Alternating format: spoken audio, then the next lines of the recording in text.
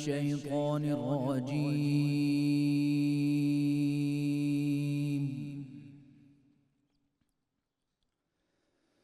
بسم الله الرحمن الرحيم.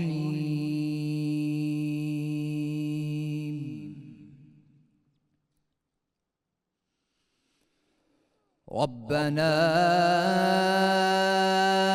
إنك تعلم ما نخفي وما نعلن وما يخفى على الله من شيء في الأرض ولا في السماء.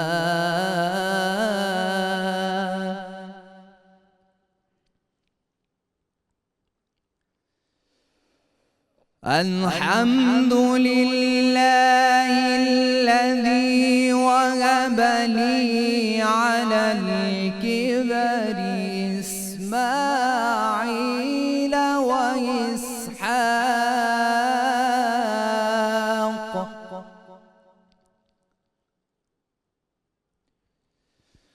إن ربي لسميع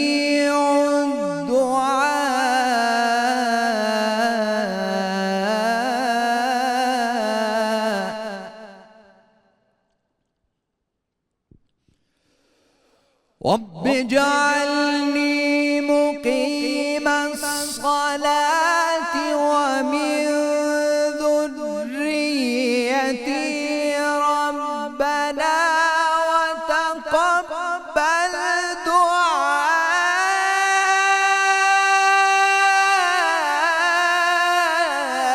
ربنا اغفر لي ربنا اغفر لي ولوالدي وللمؤمنين يوم يقوم الحساب.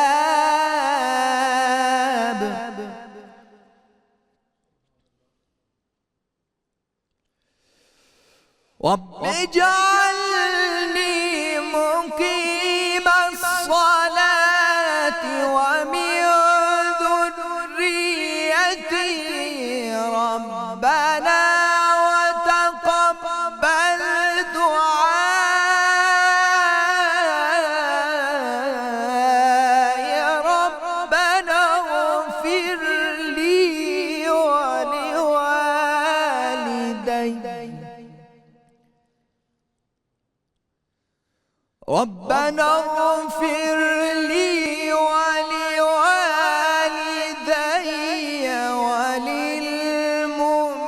وللمؤمنين يوم يقوم الحساب. ربنا اغفر لي ولوالدي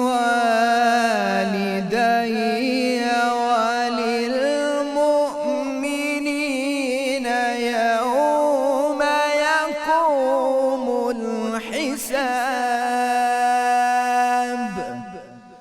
صدق الله العلي العظيم.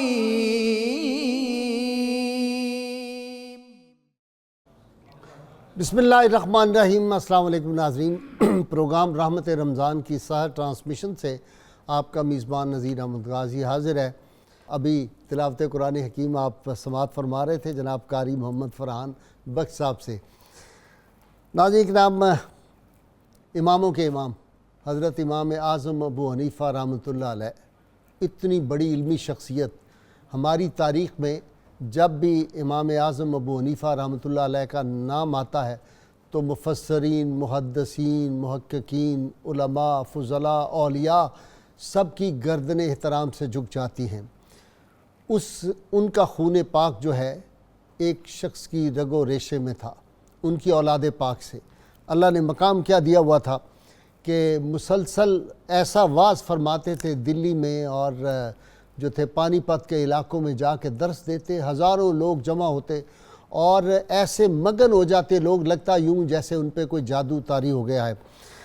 ایک دن بیٹھے ہوئے اپنا واز کر رہے ہیں اور ایک مجذوب وہاں سے گزرتا ہے، اور وہ جو علامہ نے کہا تھا نہ پوچھ ان خرقہ پوشوں کی ارادت ہو تو دیکھ ان کو، ید بیضا لیے بیٹھے ہیں اپنی آستینوں میں، دو لفظ کہہ دیے گزرتے ہوئے۔ کہا کہ تمہیں جس کام کے لیے پیدا کیا ہے تم اپنی منزل تم نے کیسے بھلا دی ہے، تم جس کام کے لیے پیدا کیے گئے وہ کام کرو۔ بس یہ الفاظ تھے۔ تو وہ جو علامہ نے کہا نا کہ کلندر جز دو حرف لا الہ کچھ بھی نہیں رکھتا، اور فقیہ شہر کاروں ہے لغت آئے حجازی کا، دو لفظ تھے اور انہوں نے بالکل راستہ بھی بدل دیا، منزل بھی بدل کی، اخلاق، اطوار، ذہنی سوچ، فکر، سب زاویے بدل کے رکھ دیے اور نکل گئے۔ عبادت، زہد، ورع، تقویٰ، وہ ساری شہرت، ناموری، وہ جو واز کرنا تھا وہ سب کچھ چھوڑ دیا، اور پھر جا کر جو تھے ایک بزرگ سے متعلق ہو گئے، ان کے پاس ان کی کٹھیا میں رہنا شروع کر دیا۔ ساتھ ہی دریا بہتا تھا، 12 برس دریا کے میں کھڑے ہو کے کہتے ہیں کہ عبادت اور مجاہدہ کرتے رہے اور نفس کشی کی منزلوں سے گزرتے رہے، اور وہ جو تزکیہ نفس ہوتا ہے اس کی اعلیٰ ترین منازل پہ پہنچ کے مچھلیاں کہتے ہیں کہ آپ کی پنڈلیاں جو تھی ان کا گوشت بھی کھا گئی تھی۔ تو پھر ہاتف غیبی سے آواز آئی کہ مانگو کیا مانگتے ہو، نکل آؤ پانی سے، اب جو مانگو گے تمہیں ملے گا۔ کہا میں نہیں نکلتا، یہ جو آواز آ رہی ہے مجھے خود ہی نکالے آ کے، میرا مالک جس کے لیے میں ساری عمر اتنے 12 برس اپنے صرف کیے ہیں۔ تو اتنی دیر میں ایک نورانی صورت ایسا جیسے کوئی 14ویں رات کا چاند چمک رہا ہو، وہ آئے، انہوں نے آ کے اپنا دست مبارک سے پکڑا اور باہر دریا سے نکالا۔ تو انہوں نے عرض کیا کہ حضور میں آپ کو پہچانتا نہیں، آپ کون ہیں؟ کہا میں علی المرتضیٰ شیر خدا ہوں اور اللہ کے حکم سے تمہیں یہاں سے نکالنے کے لیے آیا ہوں۔ اب ان کو بو علی قلندر رحمۃ اللہ علیہ کیوں کہا جاتا ہے؟ بو علی کا کہتے ہیں کہ ایک دن ہاتف غیبی سے آواز آئی کہ بتاؤ تم کون سا مقام چاہتے ہو؟ کہا جی میں علی بننا چاہتا ہوں۔ جواب آیا کہ علی تو ایک ہی کائنات میں ہے، دوسرا کوئی علی نہیں ہو سکتا، ہاں ہم یہ کر دیتے ہیں کہ تم میں علی کی خوشبو پیدا ہو جائے، علی کی خوشبو تم سے آئے گی، لہٰذا بو علی قلندر جو تھے ان کو اس لیے بو علی قلندر رحمۃ اللہ علیہ کہا جاتا ہے۔ آپ کی بے شمار کرامات ہیں، آپ کا کال سے حال کا سفر میں نے آپ کے سامنے بیان کر دیا۔ آپ کے پاس علاء الدین خلجی، یہ جو فقراء ہوتے ہیں نا، بادشاہی تخت و تاج ان کے سامنے پرے کا کی حیثیت نہیں رکھتا، تخت سکندری پر وہ تھوکتے نہیں ہیں، بستر لگا ہوا ہے جن کا تیری گلی میں، یہ لوگ جو ہیں ان کے سامنے بادشاہوں کی کوئی حیثیت نہیں۔ علاء الدین خلجی نے بہت بڑا بادشاہ تھا، آپ کو پتہ ہے، بڑی شان و شوکت تھی، بڑی کرامات سنی، تو اس نے اپنے جو تھے خدام جو بھی تھے اپنے وزراء ان کو دے کے کچھ تحائف بھیجا۔ آپ نے کہا لے جاؤ، فقیر کو کسی شے کی ضرورت نہیں، کیونکہ فقیر کا ہاتھ تو اللہ کی جیب میں ہوتا ہے نا۔ واپس چلے گئے، اس کو بڑا افسوس ہوا، اس نے کہا نہیں خواجہ نظام پاک کے جاؤ، ان کے پاس جا کے سفارش کراؤ۔ گئے ان کے پاس سفارش کرائی کہ جناب یہ تحفے ہم نے عقیدتاً بھیجے ہیں، تو یہ بالکل رزق حلال کے ہیں، ان سے کہیں قبول فرما لیں، مالی عزت کی بات ہوگی۔ آپ نے امیر خسرو رحمۃ اللہ علیہ کو خواجہ نظام پاک نے کہا امیر تم جاؤ اور ہمارا سلام کہنا اور یہ جا کے پیش کرو۔ وہ گئے اور جا کے آپ کی خدمت میں کہا کہ حضرت خواجہ نظام پاک نے سفارش کی ہے۔ آپ نے کہا اچھا، چونکہ نظام پاک کا حکم آ گیا ہے اس لیے ہم یہ تحائف قبول کرتے ہیں۔ 2 خط لکھے، ایک خواجہ نظام الدین رحمۃ اللہ علیہ کے نام اور ایک بادشاہ کے نام۔ بادشاہ کے نام جو خط لکھا اس میں اس کو لکھ دیا فوطہ دار۔ فوطہ دار کہتے ہیں جو ٹیکس کلیکٹر ہوتا ہے اس کو کہتے ہیں۔ بادشاہ کے جو حواری بیٹھے ہوتے ہیں، آپ کو پتہ ہے بڑے لوگوں کے دائیں بائیں جو لوگ ہوتے ہیں، وہ اس کو بڑی ہوا دی، انہوں نے کہا جناب آپ کی تو بڑی توہین ہو گئی ہے، اس نے آپ کو فوطہ دار لکھا ہے۔ ان کو خلیفۃ فی الارض آپ کے بارے میں خلیفۃ اللہ کے الفاظ لکھنے چاہیے تھے۔ تو بادشاہ بڑا سمجھدار تھا، اس نے کہا شکر کرو ہماری حیثیت تو ایک شہنہ کی تھی، شہنہ کہتے ہیں کوتوال کو، نگران کو۔ کہا ہم بیسیکلی تو بھائی وہ تھے، ان کی مہربانی ہے کہ انہوں نے مجھے فوطہ لکھ دیا ہے۔ تو یہ وہ ہستی تھی۔ اور پھر آپ کی جو کرامات، ایک واقعہ آپ کو سنانا ہے، پھر میں اپنے مہمانوں کا تعارف کراتا ہوں، بڑا زبردست واقعہ۔ حضرت خواجہ نظام پاک نے دیکھا کہ امیر خسرو اور خواجہ نصیر الدین چراغ دہلوی رحمۃ اللہ علیہ دونوں کے کچھ مقامات رکے ہوئے تھے، کچھ ان کے معاملات جو ہوتے ہیں نا فقراء کے، وہ سمجھ میں نہیں، ہمارے عام لوگوں کی سمجھ میں آتے ہی نہیں۔ آپ نے کہا تم دونوں جو ہے ابو علی شاہ قلندر رحمۃ اللہ علیہ کے جاؤ اور جا کے ان کے حاضری دو۔ یہ دونوں وہاں پہ گئے تو آپ نے جاتے ہوئے امیر خسرو کو کہا کوئی شعر و شاعری، ادب، لٹریچر کی باتیں نہ کرنا، بس جا کے ادب سے بیٹھ جانا۔ جب گئے تو حضرت ابو علی شاہ قلندر رحمۃ اللہ علیہ جو تھے وہ دودھ پی رہے تھے پیالے میں، اور آپ کی مونچھیں ذرا بڑی ہوئی تھیں، داڑھی کے بال بھی بالکل کنگھی کینی ہوئی تھی، جس طرح وہ مجذوبی کیفیت تھی ان کی قلندرانہ، تو وہ ان کے بال اس میں مونچھوں کے جو تھے وہ دودھ میں ڈوب رہے تھے۔ تو آپ نے دودھ چھوڑ کے جب انہوں نے سلام کیا، کہا خواجہ نظام پاک نے بھیجا آپ کی خدمت میں، کہا یہ لو بھئی دودھ پیو۔ امیر خسرو کی طرف کیا تو وہ بڑے نستعلیق آدمی تھے، انہوں نے کہا نہیں جناب میں نے تو پیا ہوا ہے، پیٹ بھرا ہوا ہے، بہت شکریہ آپ کا۔ آپ نے وہی پیالہ جو تھا وہ نصیر الدین چراغ دہلوی کو دیا، انہوں نے بسم اللہ کر کے سارا دودھ پی لیا۔ اب حضرت خواجہ نظام پاک کی محبت نصیر الدین چراغ دہلوی سے زیادہ امیر خسرو کی طرف زیادہ توجہ تھی، اور چاہتے تھے کہ ان کا مقام ہو۔ تو ابو علی شاہ قلندر نے جو فقرہ کہا آپ کو لطف آ جائے گا ناظرین کرام، آپ نے فرمایا کہ نظام چاہے امیر کو پر اللہ چاہے نصیر کو۔ آپ یہ دیکھیے کہ اب جو سلسلہ چشتیہ ہے وہ آگے نصیر الدین چراغ دہلوی سے چلا ہے، امیر خسرو سے آگے سلسلہ نہیں چلا، وہیں تک رہا ہے۔ تو یہ جو درویشوں کی باتیں ہوتی ہیں نا، یہ عقیدت ہو تو دیکھ ان کو، جو اقبال نے کہا وہ تب سمجھ آتی ہے۔ ان کی باتیں جو ہیں یہ کہاں ہوتی ہیں، معرفت کی باتیں۔ ہماری گفتگو ہوتی رہے گی، آج آپ کو بہت ایمان افروز اور بڑی بڑی دلچسپ باتیں انشاءاللہ تعالی میرے جو آج اسکالر ہیں تینوں ہی ماشاءاللہ بہت پڑھے لکھے، ان سے سنوائیں گے۔ میرے ساتھ آج میرے اسکالر ڈاکٹر شبیر احمد جامی اکثر مہمان بنتے ہیں، آپ جانتے ہیں، پروفیسر ڈاکٹر محمد نواز درویش آپ جانتے ہیں، کبھی کبھار آتے ہیں، اب انشاءاللہ زیادہ آیا کریں گے، یہ جینون درویش ہے۔ اور ان کے ساتھ حضرت شاہ ابو المعالی رحمۃ اللہ علیہ کے سجادہ نشین ہیں مفتی صاحبزادہ سید زین العابدین 24 کیرٹ کے سید۔ اور پھر ہماری جو محفل ہے اس کو شروع میں ہی آپ کو پتہ ہے ایک ذوق اور ایک کیف جو ہے وہ کس شخص کی آواز سے، ان کے ساتھیوں سے آتا ہے۔ میری مراد شیر میاں داد خان اور ان کے ساتھی ہیں۔ السلام علیکم۔ کیا سنائیں گے جی؟ حمد باری تعالیٰ جی، اللہ پاک سے دعا کرتے ہیں۔ الحمدللہ رب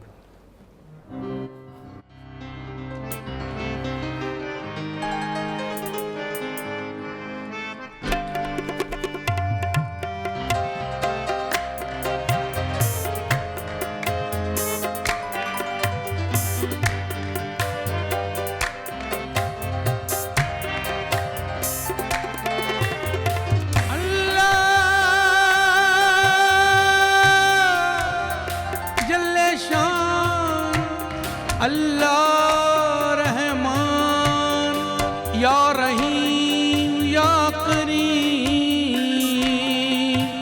کرم مانگتا ہوں عطا مانگتا ہوں،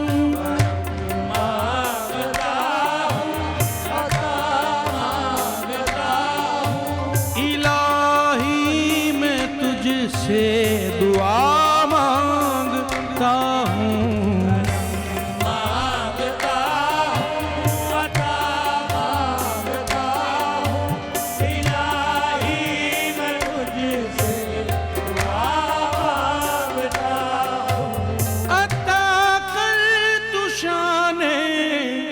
کریمی کا صدقہ عطا کر دے شان رحیمی کا صدقہ، نہ مانگوں گا تجھ سے تو مانگوں گا کس سے، نہ مانگوں گا تجھ سے تو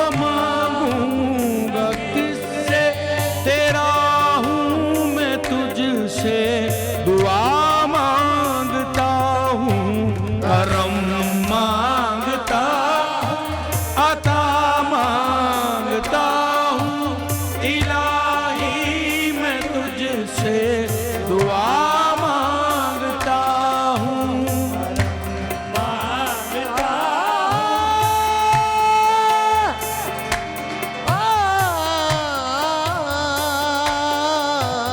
کرم مانگتا ہوں عطا مانگتا ہوں، الہی میں تجھ سے دعا مانگتا ہوں، جو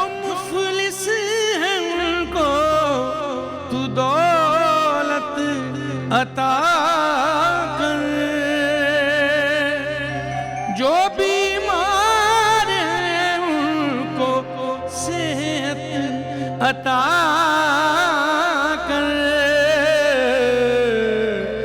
مریضوں کی خاطر شفا مانگتا ہوں، مریضوں کی خاطر شفا مانگتا ہوں، الہی میں تجھ سے دعا مانگتا ہوں، کرم مانگتا ہوں، عطا مانگتا ہوں، الہی میں تجھ سے دعا مانگتا ہوں۔ یا اللہ میرے اللہ کرم مانگتا ہوں، عطا مانگتا ہوں، الہی میں تجھ سے دعا مانگتا ہوں۔ جو نادار ہیں کچھ نہیں جن کے پلے،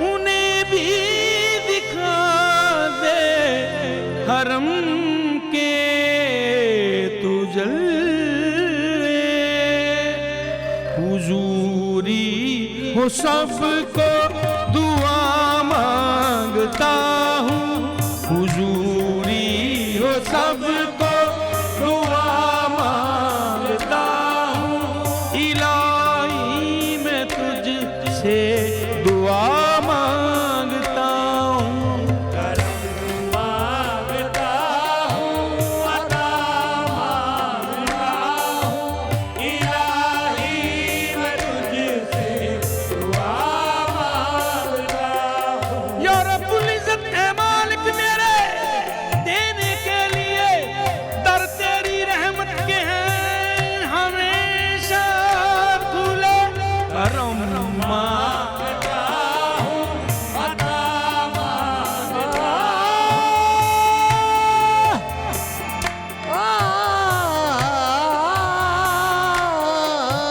کرم مانگتا ہوں، عطا مانگتا ہوں، الہی میں تجھ سے دعا مانگتا ہوں۔ وطن کی بھڑکتے شراریں بجھا دے، اسے پھر اخوت کا گلشن بنا دے، میں امن و امان کی ردا مانگتا ہوں، میں امن و امان کی ردا مانگتا ہوں، الہی میں تجھ سے دعا مانگتا ہوں، کرم مانگتا ہوں، عطا مانگتا ہوں، الہی میں تجھ سے دعا مانگتا ہوں، الہی تجھے واسطہ پنجتن کا ہو شاداب غنچہ دلوں کے چمن کا، میں صدقہ غوث الورا مانگتا ہوں، الہی میں تجھ سے دعا مانگتا ہوں، کرم مانگتا ہوں، عطا مانگتا ہوں، الہی میں تجھ سے دعا مانگتا ہوں۔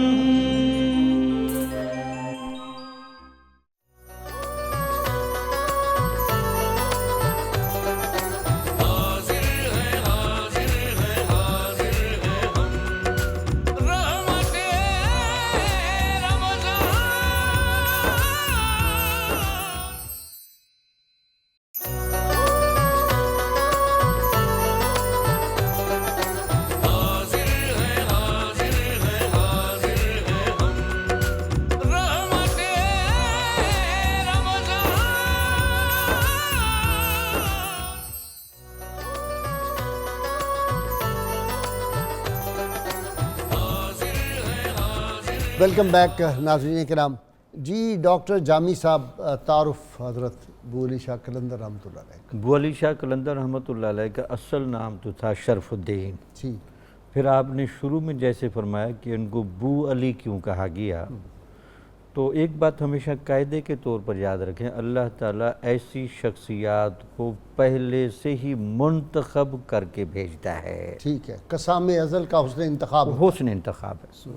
اس کے بعد پھر آپ دیکھیں کہ انہوں نے علم کے اندر بڑی مہارت تامہ حاصل کی, اور اپنے زمانے میں قطب مینار کے قریب 20 سال تک باقاعدہ درس دیتے رہے, قرآن و حدیث کا. قرآن و حدیث کا. ہاں, لوگوں کو یہ تاثر ہے کہ شاید وہ بالکل پڑھے ہوئے. اور اس زمانے کے جو جید علماء تھے, وجیہ الدین, قطب الدین, فخر الدین, وہ ان کے علم کے بڑے معترف تھے. درس میں بیٹھتے تھے آپ. درس میں بیٹھتے تھے. غازی صاحب کی بڑی حیران کن بات ہے, لوگ تو تصوف سے آشنا نہیں ہیں. تصوف کو ویسے نہیں کہتے کہ یہ مغز دین ہے, یہ روح دین ہے. تصوف جوہر دین ہے. یہی وجہ تھی کہ جو عالی ہمت لوگ تھے اور جن کو فطرت نے بڑا قوی بنایا تھا اور سلیم الفطرت تھے, انہوں نے کوئی شک نہیں کہ درس نظامی پڑھا, علماء, فقہاء اور محدثین کی صحبت میں بھی بیٹھے, لیکن وہ یہ سمجھتے تھے کہ جو تقوی اور طہارت کے کامل اثرات ہیں وہ ان علماء کی بجائے صوفیاء کے پاس ہیں. فطرت خود بخود کرتی ہے لالے کی ہنا بندی. پھر جب ایسی نگاہیں ان کو ملیں, صحبتیں ملیں, اور جس طرح پھر آپ نے فرمایا غازی صاحب کہنے کے تو ایک جملہ ہے, 12 سال دریا میں کھڑے ہو کر وہ عبادت و ریاضت کرنا اور اس میں اتنا مگن ہو جانا کہ آپ کی پنڈلیوں کا گوشت مچھلیاں کھا جائیں, پتہ ہی نہ چلے. اس سے زیادہ بے خودی, سرمستی اور جذبے کی کیا کیفیت ہوگی. گرمی گزری, سردی گزری, مختلف موسم گزرے, بارش, تپش, سب کچھ گزر رہا ہے, اس کو پتہ ہی نہیں. اور ان کے انتخاب کی انتہا دیکھیں کہ جن کو اس دریا سے نکالنے کے لیے حضرت علی رضی اللہ تعالی عنہ کو اللہ کی طرف سے اور نبی کی طرف سے بھیجا جائے, حالانکہ اس پر تو سب کا اتفاق ہے کہ جذب کا کامل دروازہ, اس میں کوئی شک نہیں کہ تمام اولیاء کے ابن عربی کے نزدیک ولایت کی کیفیتیں حاصل تھیں, اور خلفائے راشدین میں ولایت کے اعلیٰ مراتب بھی تھے, لیکن جذب تام کی کیفیت یہ حضرت علی رضی اللہ تعالی عنہ کا حصہ خاص تھی. تو لہٰذا جتنے سرمست ہے, سرفروش ہے, اور زہد اور محبت کے اعلیٰ معیار پر اترنے والے لوگ ہیں, منصور, سرمد, یہ ساری قوم جو ہے یہ اس طرف سے ہی, یہ اسی طرف سے, اسی قبیل کے لوگ, اسی قبیل, اسی وجہ سے. اچھا یہ بتائیں ان کا سلسلہ کون سا ہے, مجھے نہیں سمجھ آئی. چشتی بھی ایک ذوق ایک اعتبار سے نظر آتا ہے, قلندری تو خود انہی سے شروع ہوتا ہے, اور مجذوبی کیفیات بھی ہیں اور ملامتی انداز بھی ہے. وجہ یہ ہے کہ غازی صاحب یہ ہیں جامع شخصیت کے لوگ. اچھا, اب دیکھیں جن کو اس دریا یا پانی سے نکالنے کے لیے خود حضرت علی رضی اللہ تعالیٰ عنہ نکالنے آئے, وہ صرف نکالنے ہی نہیں آئے تھے بلکہ اپنے ہاتھوں کا لمس بھی دیا, تو اس سے کیا فیوز و برکات منتقل ہوئی ہوں گی. سینہ بھر دیا ہوگا. سینہ بھر دیا. اس کے بعد پھر آپ دیکھیں کہ مشائخ چشت سے بھی ان کو گنا جاتا ہے, تو آپ سرمستی کی وہ انتہا مشائخ چشت میں بھی دیکھیں. جب خواجہ قطب صاحب کا وصال کی کیفیت آپ پڑھیں, کشتگان خنجر تسلیم رہا, ہر زمان از غیب جانے دیگر است, تو کیا کیفیت ہے خواجہ قطب صاحب کی, جب وہ یہ کہتے کہ ہم نے اللہ تعالیٰ یا محبوب حقیقی کی تسلیم و رضا کے سامنے اپنی جان دے دی ہے, گردن رکھ دی ہے, گردن رکھ دی ہے, اب اس کی مرضی واپس دے یا نہ دے. تو جب یہ کیفیت ان کی ہے تو انہی کی تیسری پوچھ سے کہتے ہیں کہ آپ فیض یافتہ ہیں, اور ان کی مرکز پر بھی آپ بہت زیادہ جاتے رہے, تو ان کو یہاں سے بھی فیض ملا, اور پھر ان کی شمس تبریز کے ساتھ بھی ملاقات ہے. اچھا, مولانا روم سے بھی ملاقات ہے. اچھا, شقی لال شہباز قلندر سے بھی ملاقات ہے. وہ تو ان کے خلیفہ اور مرید بھی ہے نا. مطلب یہ کہ انہوں نے ہر جگہ سے یہ نعمتیں چنی ہیں. تو پھر اللہ تعالیٰ نے جو ان کو جامعیت اور سرمستی دی, بلکہ ایک روایت کے مطابق تو جب یہ قلندری سلسلے میں ہے تو ان کے بارے میں کہتے ہیں کہ خواجہ قطب الدین بختیار کاکی نے تبصرہ فرمایا گر بو علی نوائے کلندر نہ نواختے، اگر بو علی کلندرانہ راستے پر نہ آتا، صوفی بودے ہر آنکھ در عالم کلندر است، تو عالم میں جتنے بھی کلندر ہوئے ہیں وہ صوفی مزاج ہوتے، کلندر نہ ہوتے۔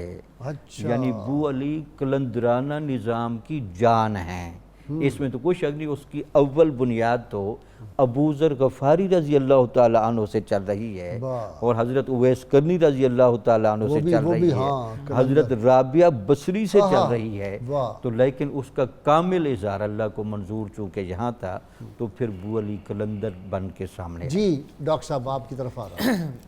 بسم اللہ الرحمن الرحیم۔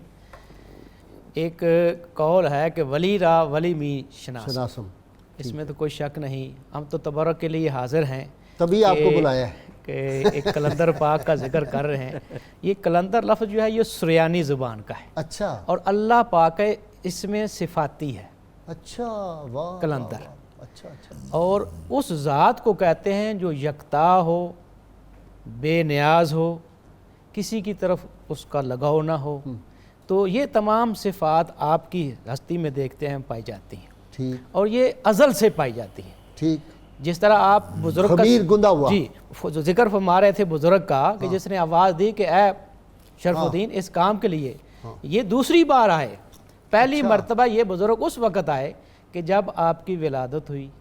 اچھا، جب ولادت ہوئی، آنکھیں بند ہیں، رو رہے ہیں، دودھ نہیں پی رہے، ایک دن گزرا، دوسرا دن گزرا، تیسرا دن گزرا، والدین پریشان ہیں کہیں بچہ بیمار نہ ہو، آنکھوں کا پرابلم نہ ہو یا کوئی اور مسئلہ نہ ہو، بڑی کوشش کی کہ یہ بول پڑے اور رونا بند کر دے۔ تیسرے دن آپ کے والد گرامی گھر سے باہر نکلتے ہیں، آگے ایک درویش ملتا ہے، وہ کہتا ہے السلام علیکم، میں آپ کے بیٹے کو دیکھنے آیا ہوں، لاؤ مجھ کو دکھاؤ۔ تو جب بچے کو آپ کی گود میں دیا اس بزرگ کی، تو انہوں نے کان میں آیت پڑھی فَأَيْنَمَا تُوَلُّوا فَثَمَّ وَجْهُ اللَّهِ، فَأَيْنَمَا تُوَلُّوا فَثَمَّ وَجْهُ اللَّهِ، یہ کلندر ہے۔ جدھر بھی دیکھو گے جو ہی یہ کلام الہی سنا، تعلق قائم ہوا، رونا بھی بند ہو گیا، آنکھیں بھی کھول لی، دودھ بھی پینا شروع کر دیا۔ واہ سبحان تو اللہ، یہ وہ بزرگ جو اتنا، اور تھوڑی دیر کے بعد وہ غائب ہو گئے۔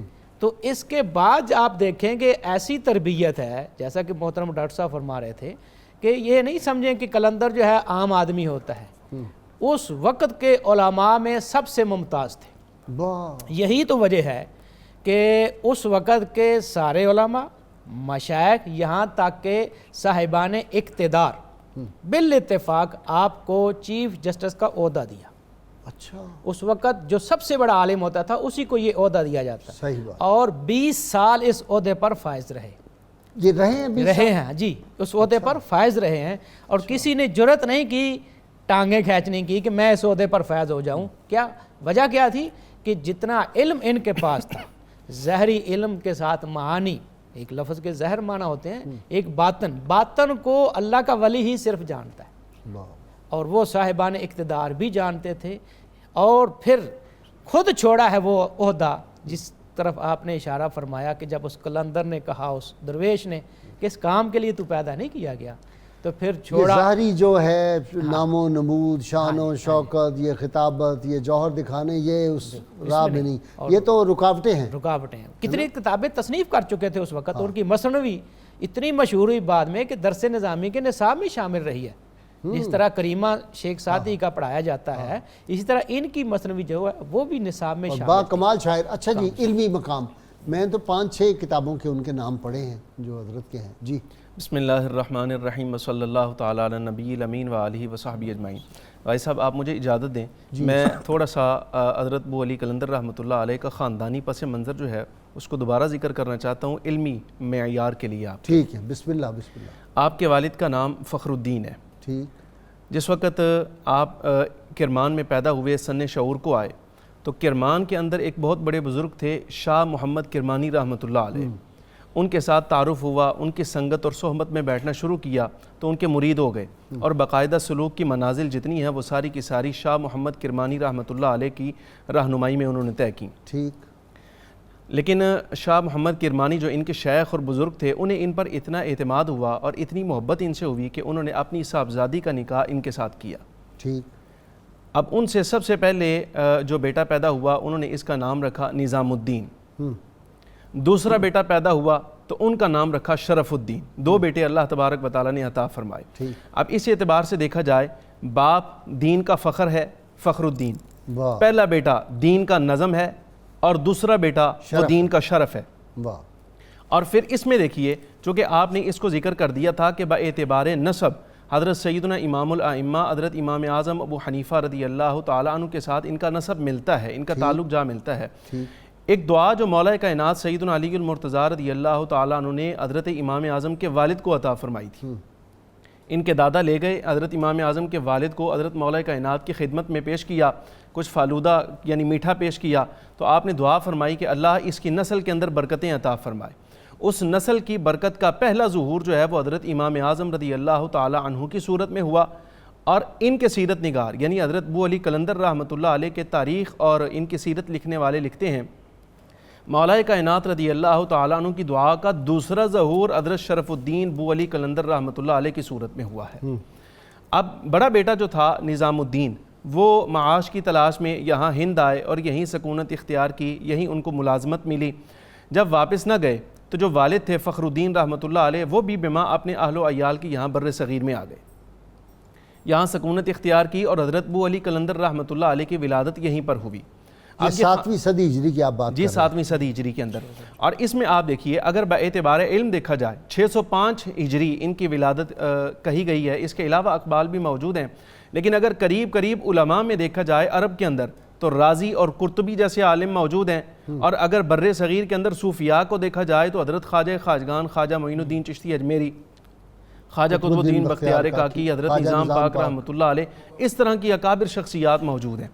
اب آپ دیکھیے کہ اس سنگت کے اندر امام راضی رحمۃ اللہ علیہ کے ایک شاگرد بہت بڑے مفسر ہیں آپ, اور تفسیر کے اندر آپ کا ثانی کوئی نہیں ہے حضرت امام راضی کا. امام راضی رحمۃ اللہ علیہ کے ایک شاگرد جن کا نام تھا نجم الدین دمشقی, وہ یہاں بر صغیر کے اندر چونکہ دہلی مرکز تھا علم و فن کا, وہ یہیں رہتے تھے اور یہاں ان کا علمی مرکز تھا.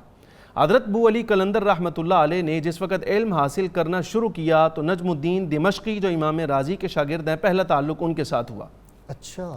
قرآن عزیز حفظ کرنے کی بات آئے تو آپ دیکھیے ایسا نہیں ہے جیسے ہمارے ہاں مثال کے طور پہ ہوتا ہے کہ بچے کو سن شعور میں آتے ہی جو قریبی مدرسہ ہوتا ہے عام عظیم وہاں پڑھانے والا صرف سادہ حافظ ہو یا قاری ہو, اس بات کا لحاظ نہیں کیا جاتا, بلکہ صرف اس کو شوق کے طور پر داخل کروا دیا جاتا ہے حفظ کے لیے. لیکن حضرت ابو علی قلندر رحمۃ اللہ علیہ نے جس وقت علم کے میدان میں قدم رکھا تو قرآن عزیز جس بندے سے حفظ کیا ہے وہ اپنے زمانے کا ماہر قاری اور ماہر مجود, جس کو قراءت شاذہ, قراءت سبع, قراءت عشرہ, یہ جتنی قراءت حفظ کے علاوہ قراء ہیں ان کا جو ماہر تھا اس زمانے کا حضرت مولانا سراج الدین مکی رحمۃ اللہ تعالیٰ علیہ, قرآن عزیز ان سے حفظ کیا. پھر اس کے بعد یعنی قرآن عزیز بھی پڑھ لیا, تجوید بھی پڑھ لی, اور پھر مزید جس وقت بات آگے بڑھی ہے علوم متداولہ کے لیے تو حدیث, اصول حدیث, فقہ, اصول فقہ, معانی, بیان, بدیع, فرائض, علوم متداولہ, غیر متداولہ, مروجہ, غیر مروجہ, جتنے علوم ہیں وہ سارے کے سارے آپ نے اس وقت پڑھے. اور 20 سال کی عمر کے اندر ظاہری علوم جتنے تھے وہ آپ نے حاصل کر لیے, اور مسند تدریس اور ارشاد پر آپ جلوہ افروز ہوئے, اور باقاعدہ دہلی کے اندر آپ کا فتویٰ چلتا تھا. میں نے وہ مقام دیکھا ہے جس کو قطب مینار کہتے ہیں. اب تو حوادثات زمانہ کی وجہ سے وہ جگہ بدل گئی, لیکن حضرت آپ گئے ہندوستان؟ جی الحمدللہ میں نے دیکھا ہے. حضرت قطب الدین بختیار کاکی رحمۃ اللہ علیہ کا مزار بھی وہیں قریب ہے, اور حضرت شیخ محقق علی الاطلاق سیدنا شیخ عبدالحق محدث دہلوی رحمۃ اللہ علیہ کا مزار باب الحدیث کے نام سے وہیں پر موجود ہے. اور وہیں پر حضرت ابو علی قلندر رحمۃ اللہ علیہ اپنے زمانے کے اندر 20 سال تک علوم پڑھا بھی رہے ہیں, اور ساتھ قضاء کا عہدہ یعنی فیصلے اور یہ جو عدالتی معاملات جتنے ہیں وہ سارے کے سارے آپ ان کو جج کرتے ہیں, اور ساتھ ہی ساتھ واز بھی جاری ہے اسی مسجد کے اندر. پھر وہ مرحلہ آیا جس وقت ایک درویش نے آپ کو جاتے ہوئے یہ بات کہی کہ ابو علی تم کس کام کے لیے پیدا کیے ہوگے, بھول گئے ہو کیا, اس کو یاد کرو. اب مجھے لگتا ہے شاید ہو سکتا ہے حضرت ابو علی قلندر رحمۃ اللہ علیہ کو جس کام کی یاد دلائی جا رہی تھی دراصل وہ وعدہ تھا جو عالم ازل میں اولیاء اللہ سے بلکہ ہر مسلمان سے الست بربکم کا لیا گیا تھا۔ الست کا وعدہ جو ہے وہ یاد دلایا جا رہا تھا۔ اب ہم تو چونکہ عام آدمی ہیں، ہماری قوت سماعت، دماغ ہو، سننے کی قوت، دیکھنے کی قوت، بولنے کی قوت، پکڑنے کی اور چلنے کی قوت اتنی قابل نہیں ہے، لیکن جو اولیاء اللہ ہوتے ہیں چونکہ آپ نے کہا وہ اللہ تبارک و تعالیٰ کے منتخب لوگ ہیں، تو رب العالمین جل وعلا اس دنیا میں آنے کے باوجود ان کی روح کو وہ الست بربکم کا جو وعدہ ہوتا ہے وہ یاد دلا دیتا ہے۔ حضرت پیر میر علی شاہ صاحب رحمۃ اللہ علیہ یہ جو صوفیاء کے ہاں صوت سرمدی ہے نا، ہمارے یہاں لوگ بہت کم جانتے ہیں، یہ تقریباً دنیا کے تمام مذاہب آسمانی اور غیر آسمانی مذاہب میں جو مسٹک لوگ ہیں نا، ان کے صوفی جو ہے اپنے اپنے مذہب کے، ان سب میں یہ صوت سرمدی جو ہے اس کا تعلق بھی جو ہے وہ نغمہ الست سے ہے، خاص کیفیت۔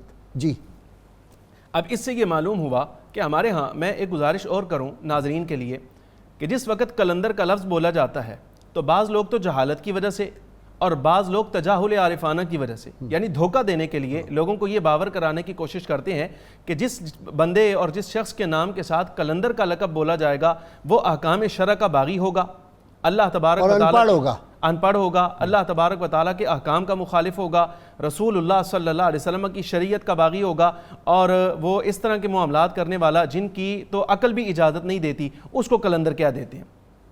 حالانکہ ہمارے مشائخ نے، وہ صوفیاء ہوں یا علماء، قلندر کی باقاعدہ ڈیفینیشن کی ہے، اس کی تعریف بیان کی ہے۔ 4 تعریفیں تو اس وقت میرے سامنے موجود ہے، 10 اس کے علاوہ ہیں، لیکن اس میں دیکھیے سب سے پہلی تعریف وہ یہ کہ قلندر سے مراد دراصل وہ عارف ہوتا ہے، یہ پہلی شرط ہے اس کی۔ قلندر سے مراد وہ عارف ہوتا ہے کہ جو ظاہری و باطنی دنیا کے اندر اللہ تبارک و تعالیٰ کی ذات پر دلالت کرنے والی جتنی نشانیاں ہیں ان کا مشاہدہ کرتا ہے اور پھر ان کا مشاہدہ کر کے باری تعالیٰ کا قرب حاصل کرتا ہے۔ سبحان اللہ۔ اب اس کی تو ذات کے اندر رب العالمین کی معرفت شامل ہے، اگر اس کو احکام شرع کا باغی اور فلاں فلاں اس طرح کی باتیں کہی جائیں تو یہ دراصل اس کی شریعت کو، اس کی جو شکل صورت ہے، اس کی حقیقت کو مسخ کرنے کے مترادف ہے۔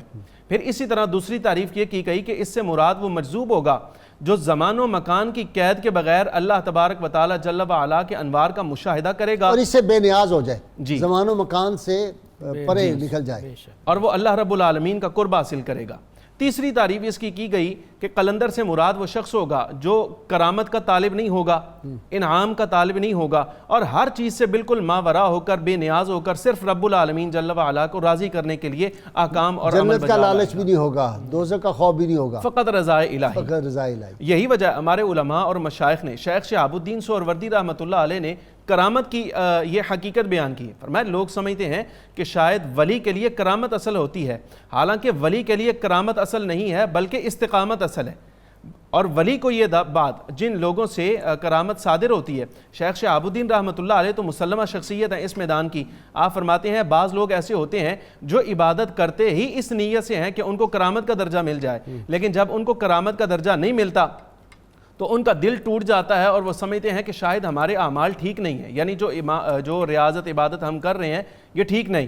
لیکن ان کو معلوم ہونا چاہیے عبادت کا مقصد یہ نہیں تھا کہ کرامت مل جائے، بلکہ کرامت کا صدور اس لیے ہوتا ہے تاکہ عارف کو یہ بات پتہ چل جائے کہ رب العالمین کی رضا اس کے شامل حال ہو گئی۔ ڈاکٹر صاحب ادھر مفتی صاحب نے بات کر دی، خواجہ نظام پاک فرماتے ہیں کہ 100 درجے ہیں تصوف کے منازل کے، 17واں درجہ 117 یعنی 17th جس کو 17واں درجہ کہتے ہیں، 17، ٹھیک ہے، وہ فرماتے ہیں کہ یہ کرامت کا درجہ ہے، یہ یہاں تک ہے، آگے بڑے درجات ہیں، اور فرمایا کہ یہ جو کرامت ہے یہ تو کھلونے ہیں راہ تصوف کے، راہ معرفت کے، یہ تو کھلونے ہیں۔ جی آپ نے ایک تو وہ آج سمجھایا نا مجھے کہ کہیں وہ کہتے ہیں اپنے خطوط میں نے پڑھے ہیں کہ تم رب کے عاشق بن جاؤ، کہیں کہتے ہیں کہ تم معشوق بن جاؤ، پھر کہتے ہیں اپنے ہی عاشق بن جاؤ، اپنے معشوق بن جاؤ، یہ بات مجھے سمجھ نہیں آتی۔ غازی صاحب بنیادی طور پر اللہ تعالیٰ نے فطرتیں مختلف بنائی ہیں، جو قلندر کی فطرت ہے نا اس میں ظاہر و باطن کا فرق ملحوظ وہ نہیں رکھتا۔ اچھا، اس میں تو کوئی شک نہیں کہ باطن کی تقاضے الگ ہیں اور ظاہر کی تقاضے الگ ہیں، لیکن اس کی فطرت اس طرح بنائی کہ اس کو ظاہر میں باطن نظر آتا ہے اور باطن میں ظاہر نظر آتا ہے۔ اچھا، صوفیہ کو جو مقامات کے بلند کی طرف لے جایا جاتا ہے، تو صوفی بننے کا بنیادی طور پر غازی سے مقصد کیا ہوتا ہے؟ وہ یہی ہوتا ہے کہ بندے کو دنیا میں رہتے ہوئے دیدار الہی کی لذات حاصل ہوں۔ ٹھیک، یہ تصوف کا بنیادی مقصد ہے، جس کے لیے تزکیہ بھی ہے، تصفیہ بھی ہے، عبادت ہے، ریاضت ہے، مرشد ہے، پیری مریدی ہے، یہ سارا سلسلہ چلتا اس کے لیے ہے۔ دو عالم سے کرتی ہے بیگانہ دل کو، ہاں، عجب چیز ہے لذت آشنائی، وہ لذت آشنائی کے بس وہ پھر جب یہ اونچے مقامات پر جاتے ہیں اور اللہ تعالیٰ کی بارگاہ کی معرفت کی حدود میں داخل ہوتے ہیں، تو ان کو سب سے پہلے افعال الہیہ کا تجربہ کرایا جاتا ہے۔ اچھا، بھئی اللہ تعالیٰ فعل کیسے سر انجام دیتا ہے، مثلا اس کا خالق ہونا، اس کا رازق ہونا، اس کا رب ہونا، یہ چیزیں اس کو ان کو دکھائی جاتی ہیں، تکوینی امور سارے، تکوینی ساری امور۔ جب اس سے اوپر اٹھتا ہے تو پھر صفات الہیہ کی اس کو سیر کرائی جاتی ہے، جہاں صفات الہیہ بطور لزوم کے ذات حق کے ساتھ وابستہ ہیں، ٹھیک، تو وہ دیکھتا ہے۔ پھر جب یہ ذات الہی کی طرف جاتا ہے تو قلندر وہی ہوتا ہے، جب اس کو ذات کی تجلی دکھائی جاتی ہے تو وہ چھلانگ لگا کے یہ سارے پہلو اپنے شعور سے ہٹا دیتا ہے۔ پھر کہتا ہے نمی دانم چے منزی بود، شب جائے کے من ہوتا وہاں پہنچ جاتے ہیں۔ اچھا غازی صاحب، اگر نمی دانم کا میں وجہ بھی بتاؤں، کہتے ہیں کہ خواجہ نظام الدین اولیاء رحمۃ اللہ علیہ جب رات کے وقت ذرا آپ سماع بھی پسند کرتے تھے تو امیر خسرو کو بلاتے تھے، یہ آپ کے قدم بھی دباتے تھے اور ذرا نغمگی کے ساتھ اشعار بھی سناتے تو بڑے محبوب مرید تھے نا امیر خسرو، کیا بات ہے۔ ان سے ایک دفعہ کہا کہ آپ اپنی محبت کی کوئی چیز مانگیں مجھ سے جو آپ کو پسند ہو، تو امیر خسرو نے کہا کہ حضور آپ کی صحبت میں ایک بات بڑی سنی ہے کہ اللہ تعالیٰ نے حضور نبی اکرم صلی اللہ علیہ وسلم کو ایسا جامع بنایا ہے کہ آپ ایک طرف جائیں تو اللہ تعالیٰ کی حریم کبریا میں چلے جائیں، اور دوسری طرف آئیں تو مدینے کی ایک عام عورت بھی آپ کو بازو سے پکڑ کے وہ گلیوں میں گھماتی پھراتی رہے اور آپ کی میٹھی میٹھی باتیں سنتی رہے۔ اس کی مجھے سمجھ نہیں آتی کہ ایک کی جب پرواز وہاں تک ہو، اس کے اندر اللہ نے اتنی لچک اور وسعت کیسے رکھی ہے، یہ نزول کیسا اور وہ عروج کیسا۔ تو خواجہ نظام پاک نے امیر خسرو کو پہلی دفعہ بڑے غور سے دیکھا، بھئی یہ جو سوال ہے آخر یہ بھی تو کسی ذہن سے آیا ہے، تو آپ نے کہا چلو اس کا جواب ملے گا۔ تو پھر چونکہ آپ ذرا اور لائن کے تھے تو آپ نے ان کو بو علی قلندر کے پاس بھیجا۔ تو بو علی قلندر کے پاس جب آپ گئے تو ان کو جس طرح آپ نے کہا کہ اشارے ہوتے ہیں، تو بو علی قلندر نے امیر خسرو کو کہا کہ امیر خسرو آپ کو ایک بات بتاؤں، خواجہ نظام الدین ولی نہیں ہے، وہ ولی مشہور ہو گیا ہے، اچھا آپ اس بات سے نکلیں، ذرا ان کی مرشد کی عقیدت کی آزمائش کی کہ یہ جاتا کہاں ہے۔ تو اس کے بعد جب یہ اپنے خواجہ نظام صاحب کے پاس ہے تو بڑا افسردہ، بڑا پریشان، دل و دماغ میں ایک دوئی آ گئی، بھئی یار یہ محبوب الہی ہیں اور وہ کہتے یہ تو ولی نہیں ہے۔ اور کہا کہ ہم جو خاص محفل پاک ہوتی ہے ادھر ہم نے تو دیکھا نہیں نظام کو کہیں، ہم نے دیکھا بھی نہیں۔ تو اس کے بعد پھر آپ کہتے رہے کہ امیر خسرو کو گھبرانا نہیں، آپ جاتے رہیں۔ جب آپ کچھ عرصہ جاتے رہے، جب دیکھا امیر خسرو بہت ہی گھبرا گیا ہے اور رونے لگ گیا ہے، تو آپ نے کہا کہ ابو علی کو کہنا کہ آپ نے تو نہیں دیکھا، آپ وہ ساری مجھے سیر کروائیں، اگر میں نے بھی وہاں نہ دیکھا تو آپ کی بات مان جاؤں گا۔ ٹھیک ہے، یہ بات طے ہوگی۔ تو امیر خسرو کو ذرا قلبی بلا ابو علی قلندر صاحب نے اور ماتھے اور سر پر ہاتھ رکھا اور آنکھیں بند کر وہ سیر شروع کروائی، تو حضور نبی اکرم صلی اللہ علیہ وسلم کی آپ کی شان کی لہگ عالم 7 منزلیں لگتی ہیں، اور آپ ہر منزل میں اولیاء کی استعداد کے مطابق بیٹھتے ہیں۔ ٹھیک، پہلی منزل پر گئے تو بڑے اولیاء کا جمع غفیر ہے، اور حضور نبی اکرم صلی اللہ علیہ وسلم مثل شمع کے بیٹھے ہیں، باقی سارے پروانے بیٹھے ہیں۔ تو جو ہی وہ دروازہ آپ نے کھولا امیر خسرو نے، تو آگے دیکھا کہ ایک بڑی نورانی اور بہت زبردست محفل ہے، تو حضور کی زیارت بھی ہو رہی ہے۔ تو حضور نے پوچھا امیر خسرو کیسے ہیں؟ تو ان کے نظام الدین کو دیکھنے ہوں، تو آپ نے کہا دیکھ ادھر نہیں ہے، تو ادھر نہیں نظر ہے، تو تھوڑا طبیعت میں اضطراب بڑھا۔ پھر دوسری منزل پر گئے، وہاں بھی نہیں دیکھا، تیسری پر گئے، چوتھی پر گئے، جب 7ویں پر گئے اور اضطراب کی انتہا نہ رہی تو وہاں تو دیکھا 3 منزلوں تک تو حضور کا جسد مبارک نظر آتا رہا، 5ویں 6ٹھی اور 7ویں صرف نور کا حالہ نظر آتا تھا، جو کسی مسند نشین پر بیٹھا ہے، شخصیت نظر نہیں آتی تھی۔ تو حیران رہ گئے، تو جب آخری منزل پر گئے اور بالکل گھبرا گئے تو حضور کے دائیں اور بائیں صرف 2 کالے برقعے تھے۔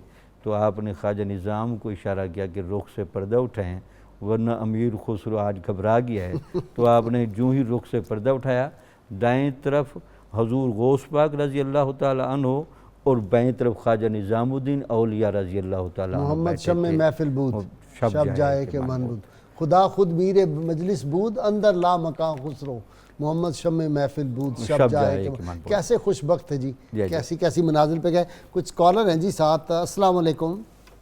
السلام جی غازی صاحب۔ جی منظور صاحب، اللہ آپ کو خوش رکھے۔ مہربانی، ہاں جی فرمائیں کوئی سوال بھائی۔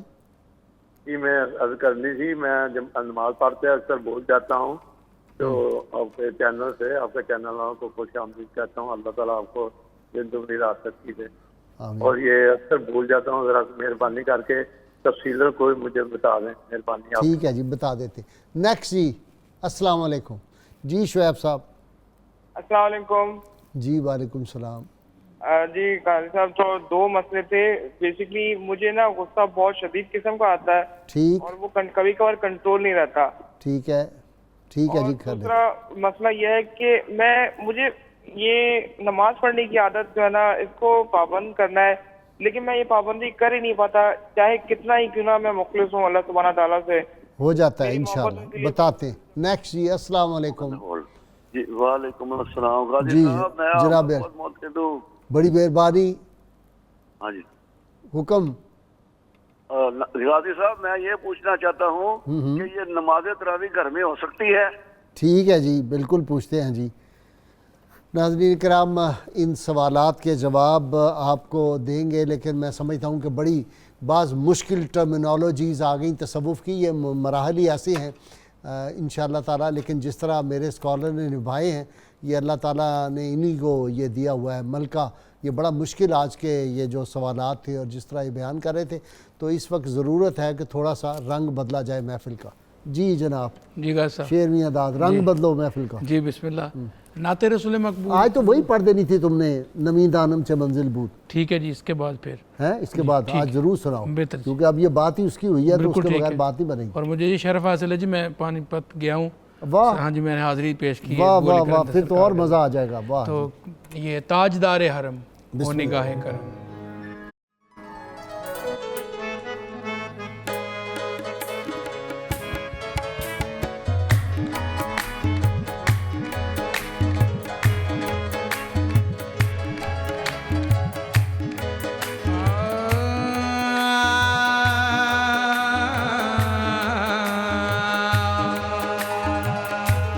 قسمت میں میری چین سے جینا لکھ دے، ڈوبے نہ کبھی میرا سفینہ لکھ دے، جنت بھی گوانا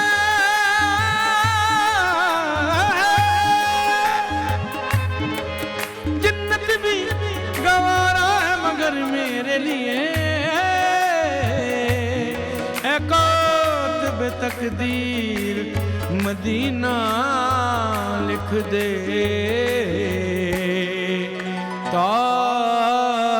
تاجدار حرم ہو نگاہ کرم ہو کرم، تاجدار حرم ہو نگاہ کرم، ہم غریبوں کے دل بھی سنور جائیں گے، تاجدار حرم ہو نگاہ کرم، ہم غریبوں کے دل بھی سنور جائیں گے، تاجدار سب پہ کرم، تاجدار نگاہ کرم، تاجدار ہم سب پہ کرم، تاجدار چشم رحمت रहमत बख्शा सूए मन अंदाज नजर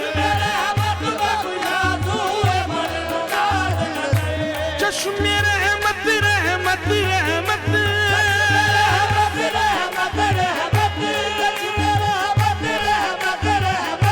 या रसूल अल्लाह चश्मे रहमत रहमत रहमत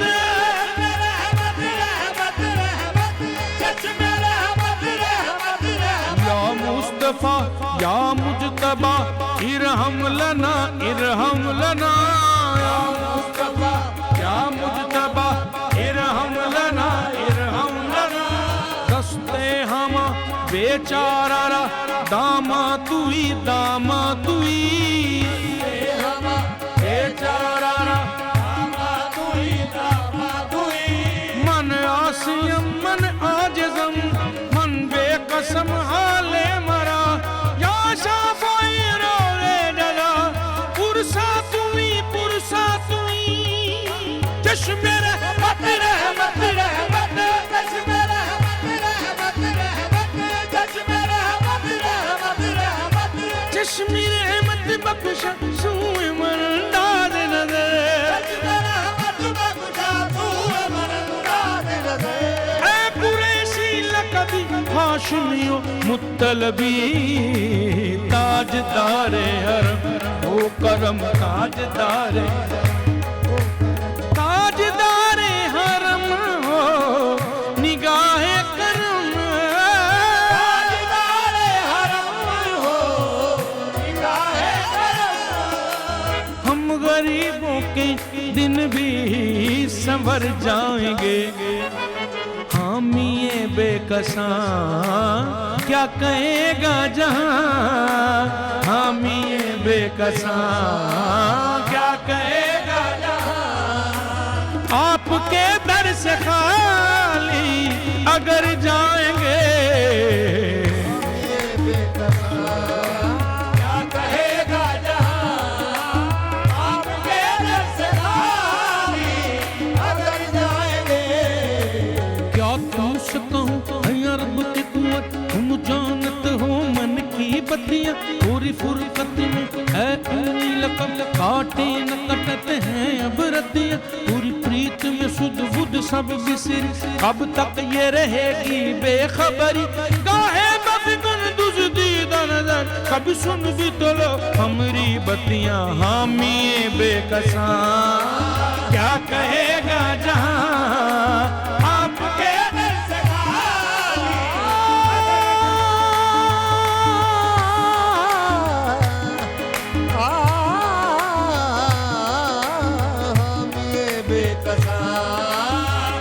कोई अपना नहीं गम के मारे हम कोई अपना नहीं गम के मारे आपके दर पे फरियाद लाए हैं हम वो निगाहे करम वरना चौखट पे हम आपका नाम ले के मर जाएंगे वो निगाहे वरना चौखट पे हम आपका नाम ले के मर जाएंगे ताजदारे हरम हो निगाहे करम हम गरीबों के दिल भी संवर जाएंगे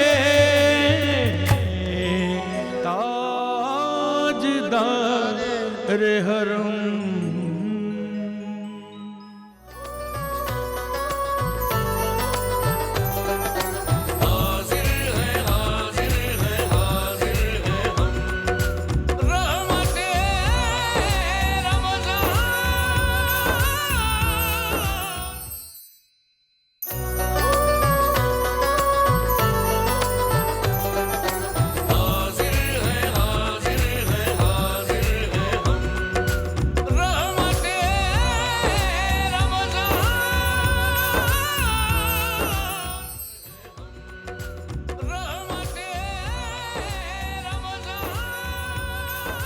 ویلکم بیک ناظرین کرام. حضرت ابو علی شاہ قلندر رحمۃ اللہ علیہ اپنی جذب کی کیفیت میں بیٹھے ہوئے تھے. ایک خاتون وہاں سے گزری تو وہ دہی بیچنے والی تھی, اس نے آوازہ لگایا تو آپ نے کہا دہی دو گی؟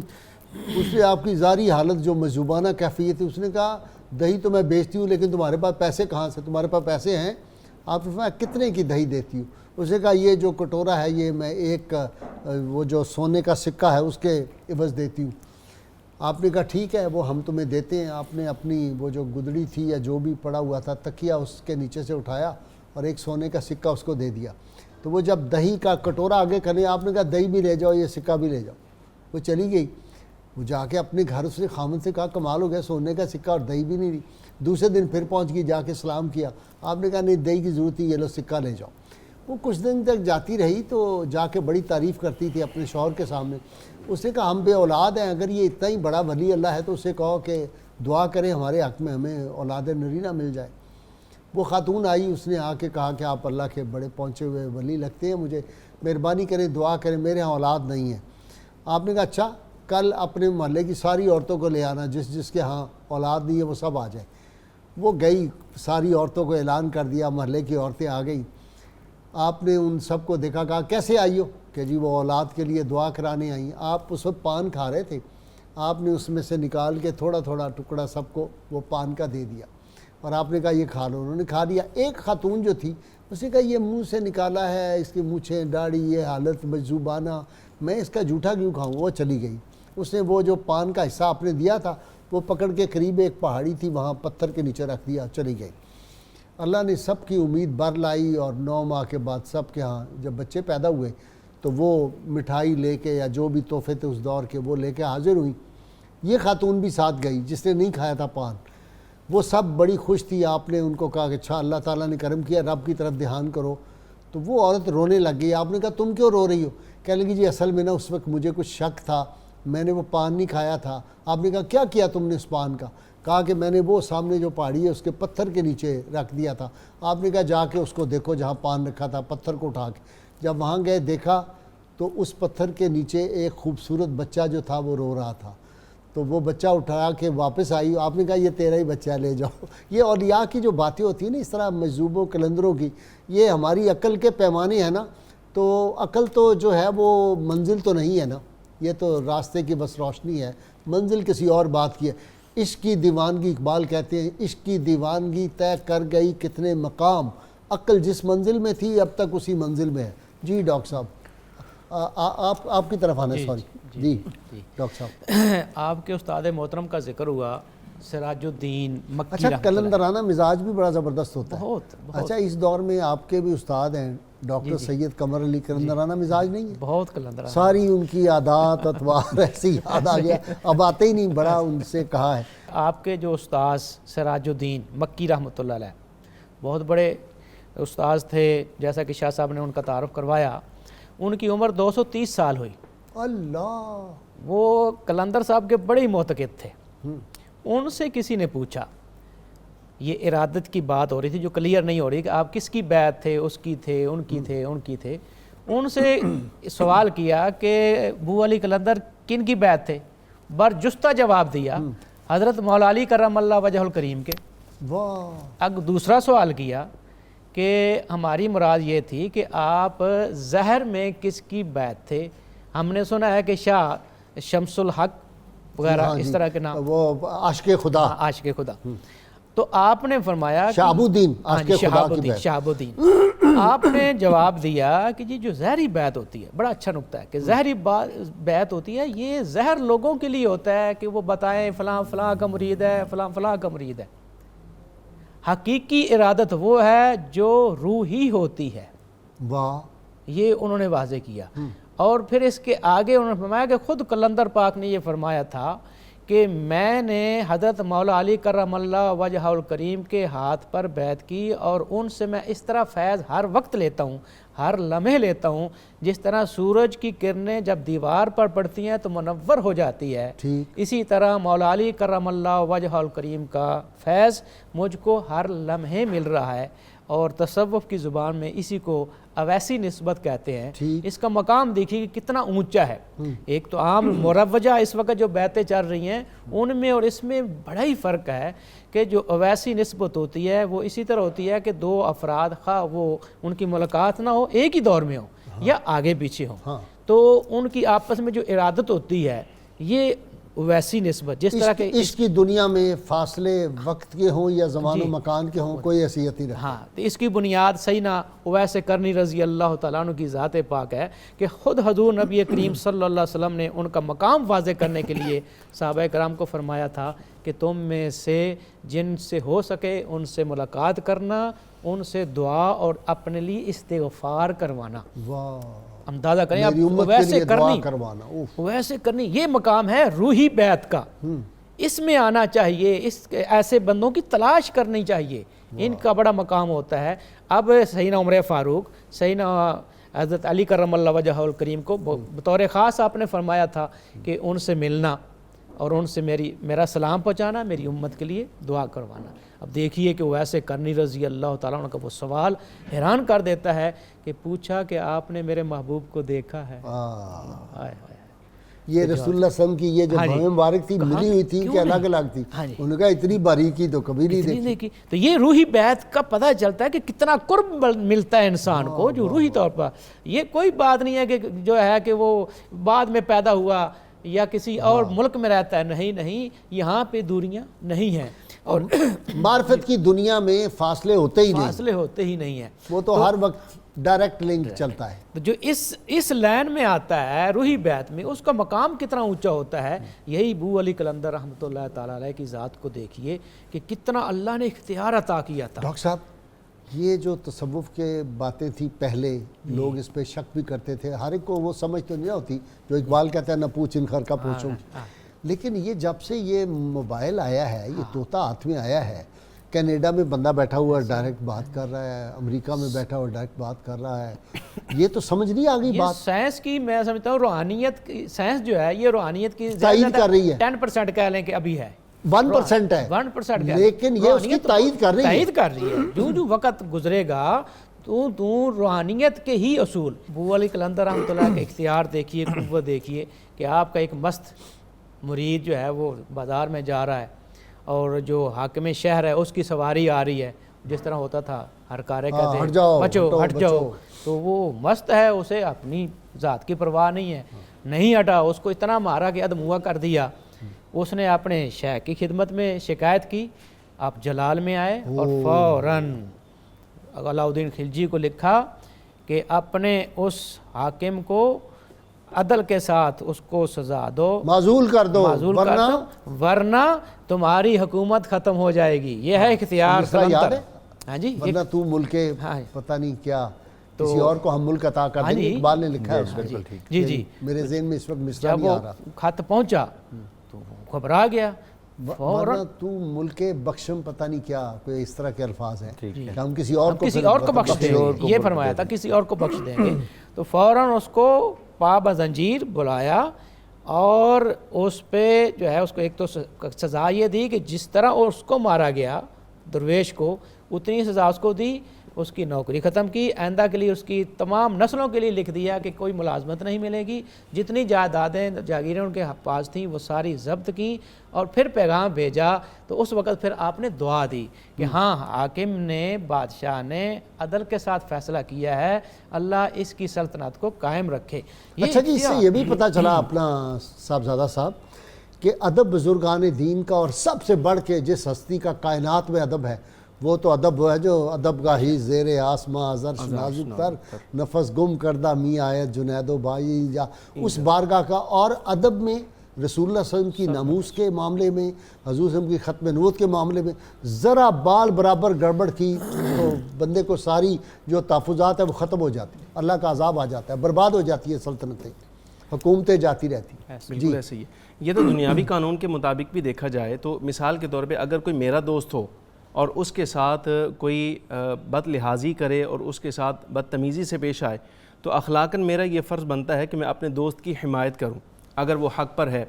تو یہ لوگ تو حق تعالیٰ کے دوست ہیں، الا ان اولیاء اللہ، یہ اللہ کے دوست ہیں، تو رب العالمین جل وعلا وہ بھی پڑھے جس حدیث وقت من عاد علی. جی بالکل، من عاد علی ولیًا فقد آذنتہ بالحرب. اب رب العالمین جل وعلا نے ان کا تعارف ہی اپنی طرف نسبت کر کے کروایا ہے. اولیاء اللہ، اللہ کے ولی، اللہ کے دوست، اللہ کے دوست، یہ حوالہ دے کر فرمایا. اب ولایت کے مقام پہ آئیں تو اس پر بھی میں تعریف تھوڑی سی اس کی کر دوں کہ ولی کہتے کس کو ہیں.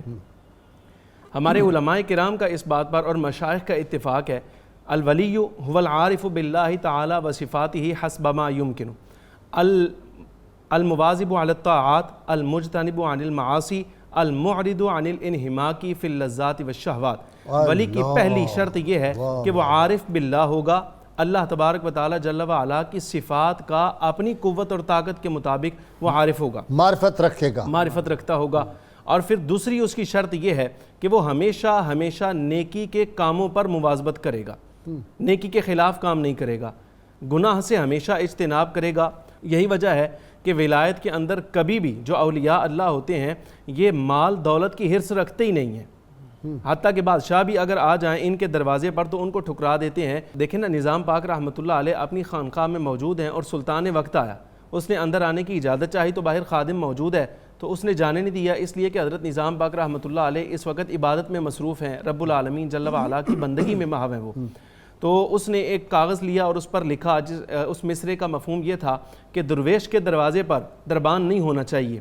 جس وقت وہ خط اندر گیا حضرت نظام پاک رحمۃ اللہ علیہ نے اس کو پڑھا تو اسی کاغذ کی پشت پہ آپ نے لکھا تھا ہونا چاہیے اس لیے تاکہ دنیا کا کوئی کتا جو ہے وہ درویش کے دروازے کے اندر داخل نہ ہو جائے. اس قدر سخت جملے آپ نے ارشاد فرمائے. اور یہ بھی آپ نے ارشاد فرمایا تھا کہ اگر بادشاہ وقت نظام کے ایک دروازے سے اندر داخل ہوگا تو میری خانقاہ کے 2 دروازے ہیں، میں دوسرے دروازے سے باہر چلا جاؤں گا. اور میرے آقا سب اولیاء کے سردار حضور غوث الثقلین رضی اللہ تعالیٰ عنہ کی بارگاہ میں جس وقت وہ بادشاہ وقت مستنجد باللہ نے اشرفیاں پیش کی تھیں تو آپ نے قبول کرنے سے انکار کیا، اور بعد میں جس وقت اس نے اصرار کیا تو آپ نے ارشاد فرمایا تھا، نچوڑا اس کو اور اس سے خون نکلا. کہا یوں لوگوں کے اوپر ظلم کر کے تم لوگوں کا لیا ہوا مال جو ہے وہ میری بارگاہ میں بطور خدمت کے پیش کرتے ہو. اگر مجھے اللہ تبارک و تعالی جل وعلا کی بارگاہ کا قدرت کا لحاظ نہ ہوتا اور تمہارے گناہوں پر پردہ ڈالنا مقصود نہ ہوتا تو میں اس کو اسی طرح چھوڑ دیتا حتیٰ کہ یہ خون تمہارے محلات کو بہا کر لے جاتا. اب یہ ولایت ہے، اولیاء اللہ کا یہ مقام ہے. اب حقیقی اولیاء جو ہوتے ہیں ان کا آپس کے اندر اتنا میل جول ہوتا ہے اور اس قدر قربت ہوتی ہے کہ ان کا آپسی تعلقات بھی مثالی ہوتے ہیں. حضرت ابو علی قلندر رحمۃ اللہ تعالیٰ علیہ کے زمانے میں بہت سارے مشائخ ہیں، جیسے ہم نے نام لیے، حضرت نظام پاک ہیں، حضرت خواجہ قطب الدین بختیار کاکی ہیں، حضرت شیخ شہاب الدین خاشی کے خدا ہیں، اور اس طرح کے بہت سارے. اور آپ کے بالکل پانی پت کے اندر جو صاحب ولایت ہوئے جن کا نام تھا حضرت شمس الاولیاء ترک رحمۃ اللہ علیہ، اصل کے اعتبار سے تو ترکستان سے آئے تھے لیکن یہاں انہیں روحانی سلطنت دی گئی. جس وقت پانی پت پہ انہوں نے قیام کیا تو انہیں معلوم ہوا کہ یہ حضرت ابو علی قلندر رحمۃ اللہ علیہ کا بھی بسیرا ہے. تو ایک پیالے میں دودھ لیا، لبا لب اس کو بھر کے تو خادم سے کہا کہ ہمارے برادر عزیز حضرت ابو علی قلندر رحمۃ اللہ علیہ کو پیش کرنا اور ہمارا سلام بھی ان کو پیش کرنا. یہ 7 جملے کہے، میرا سلام کہنا اور سلام کہنے کے بعد یہ پیالہ ان کو پیش کرنا. جس وقت خادم نے وہ پیالہ حضرت ابو علی قلندر رحمۃ اللہ علیہ کی خدمت میں پیش کیا تو آپ نے سامنے رکھ کر ایک گلاب کا پھول اس میں ڈالا اور سلام کا جواب دے کر کہا کہ جا کے حضرت شمس الاولیاء ترک رحمۃ اللہ علیہ کے سپرد کرنا اور ان کو پیش کر دینا. یہ جس وقت وہ پیالہ واپس سامنے رکھا گیا تو آپ نے خاموشی اختیار فرمائی بلکہ تبسم فرمایا، آپ خوش ہوئے. تو خادم نے اس کی وجہ پوچھی تو فرمایا دراصل ہم نے وہ پیالہ جو دودھ سے لبا لب بھر کے بھیجا تھا وہ اس بات کی طرف اشارہ تھا کہ پانی پت کی روحانی ولایت اللہ تبارک و تعالیٰ کے حکم سے مجھے عطا ہوئی ہے اور آپ مہربانی کر کے یہاں سے تشریف لے جائیں، آپ کا یہاں کوئی حصہ نہیں. تو ادھر حضرت ابو علی قلندر رحمۃ اللہ علیہ نے جو پھول ڈال کر بھیجا ہے وہ دراصل ہمیں اس بات کا جواب دیا کہ جس طرح اس پھول کے دودھ کے پیالے ہونے سے اس پیالے کو کوئی فرق نہیں پڑتا، آپ بے فکر رہیں، ہمارے پانی پت میں ہوتے ہوئے آپ کی روحانی سلطنت کے اندر کسی قسم کا کوئی فرق نہیں آئے گا. تو یہی وجہ ہے، آپ سے بھی پوچھا گیا کہ آپ نے ایسا کیوں کیا، حضرت ابو علی قلندر رحمۃ اللہ علیہ نے بھی یہی جواب دیا. لیکن بعد میں مراسم پھر ایسے قریبی ہوئے، تعلقات ایسے بنے کہ محبت ایسی خاص پیدا ہو گئی. شمس الاولیاء ترک رحمۃ اللہ علیہ کو تعارف کروانا ہو تو آپ حضرت ابو علی قلندر رحمۃ اللہ علیہ کا نام لیجئے، اور اگر حضرت ابو علی قلندر رحمۃ اللہ علیہ کا تعارف کروانا ہو تو حضرت شمس الاولیاء ترک رحمۃ اللہ علیہ کا نام لینا پڑے. اچھا جی ڈاکٹر صاحب، مخدوم جلال الدین رحمۃ اللہ علیہ آپ کے بیعت ہوئے، بڑا عجیب واقعہ ہے. کہتے ہیں کہ میں گزر رہا تھا اور حضرت ابو علی شاہ قلندر پانی پتی رحمۃ اللہ علیہ جو تھے وہ کھیل رہے تھے شیروں سے. تو 5 شیر تھے، تو وہ شیروں سے کھیل رہے تھے، یہ بڑے حیران ہوئے کہ شیروں کے ساتھ کھیل رہے ہیں، شیر آپس میں کھیل رہے ہیں، یہ بڑا خوش ہو رہے تھے فلاں. تو آپ کی خدمت میں گئے، پہلے اتنا نہیں توجہ تھی، تو کہنے لگے حضرت یہ شیروں سے کھیل رہے ہیں. کہنے لگے 4 شیر تم نے دیکھے، 5ویں ہم خود ہی ہیں. جی. اور وہ بیعت ہو گئے، پاؤں میں گر گئے اور پھر عقیدت مند ہوئے، اور پھر بعد میں ان کو خلافت ملی. یہ اقتباس الانوار کتاب ہے تصوف کی بڑی مستند. تو محمد اکرم قدوسی وہ اس میں سلسلہ کلندریہ کے بارے میں لکھتے ہیں کہ اکثر ابدال سلسلہ کلندریہ سے ہوتے ہیں. ابدال کا بنیادی طور پر معنی بھی یہی ہوتا ہے کہ نقل مکانی کرنا اور شکلیں بدل لینا. تو حضرت بولی قلندر رحمۃ اللہ علیہ کی شیر کی شکل بن کے بیٹھنا باقاعدہ ثابت ہے. تو یہ اس سے اندازہ لگے کہ ان کے باطن کے اندر شیروں والی صفات ہے، اور شیروں کے اندر جو ایک خصلتیں ہیں، کمال غیرت، حمیت اور پھر شہنشاہت. تو آپ بھی اولیاء کے اندر اس انوکھی ڈھب کے بندے ہیں. آپ جب اپنی کیفیت بیان کرتے ہیں تو ذرا میں 2 اشعار ان کے بھی پڑھوں تبرکاً. شرف حسن ازل بینی بچشم جان و دل ہر دم. بھئی ہماری ہر وقت شرف اپنا نام لے کر کہتے ہیں کہ اے شرف یعنی شرف الدین، ہماری تو ہر وقت نظر حسن ازل پر ہے، لیکن یہ حسن ازل کا جلوہ ہم اپنی جان و دل سے دیکھتے ہیں. پھر کہتے ہیں کہ ایان در جلوت جانہا، جب ہم اپنی جان اور روح میں نگاہ مارتے ہیں تو جلوت میں بھی ہم بیٹھے ہوں تب بھی ہم اللہ کے حسن ازلی کا جلوہ عیاں دیکھتے ہیں. یعنی یہ جلوت میں بیٹھے ہوں، خلوت میں بیٹھے ہوں، نہان در خلوت دلہا، اور جب ہم دل کی حدود میں بیٹھے ہوں اور ادھر توجہ ہے تو وہاں بھی حق کا جلوہ نظر آتا ہے. سبحان اللہ. تو غازی صاحب جن کو محبت ذاتی اور محبت حقیقی مل جاتی ہے تو پھر ما سوی اللہ سے توجہ ان کی ہٹ جاتی ہے. یہ اس کا تقاضا ہوتا ہے. پھر ایک اولیاء کی اپنی فطرت ہوتی ہے. بعض تمام مراتب اولیاء پر فائز ہونے کے بعد حسب مراتب نیچے دنیا اور آخرت یا مجاز و حقیقت کا فرق ملحوظ رکھتے ہیں، لیکن قلندر کو اس جگہ سے ہٹا دیا جاتا ہے. وہ ایسا مست الست ہو جاتا ہے، مجاز اور حقیقت ایک ہی بن جاتی ہے. مجاز اور حقیقت اس کی بن جاتی ہے. پھر خود کہتے ہیں از خمار زہد و تقوی سر مرا باشد ہی. کہتے ہیں کہ یہ جو زہد اور تقوی کا تم ایک لباس بنا لیتے ہو، اس سے میں نے اپنے آپ کو خالی رکھا ہوا ہے. یہاں سے بعض اوقات ان زہد و تقوی کی مذمت بھی مقصود ہوتی تھی جس کی وجہ سے لوگ نمود و نمائش کرتے ہیں. ڈاکٹر صاحب آپ کو سحری کرانی ہے، سحری قریب ہے اور بہت مختصر. ناظرین کرام بہت مختصر سا وقفہ ہوگا، مہمانوں کو سحری کروا لیں اور انشاءاللہ ہمارے ساتھ رہیے گا. ابھی بہت خوبصورت بڑے واقعات، آپ کی کرامات، ابھی اور گفتگو ہونی ہے. آپ نے ہمارے ساتھ رہنا ہے. بہت شکریہ.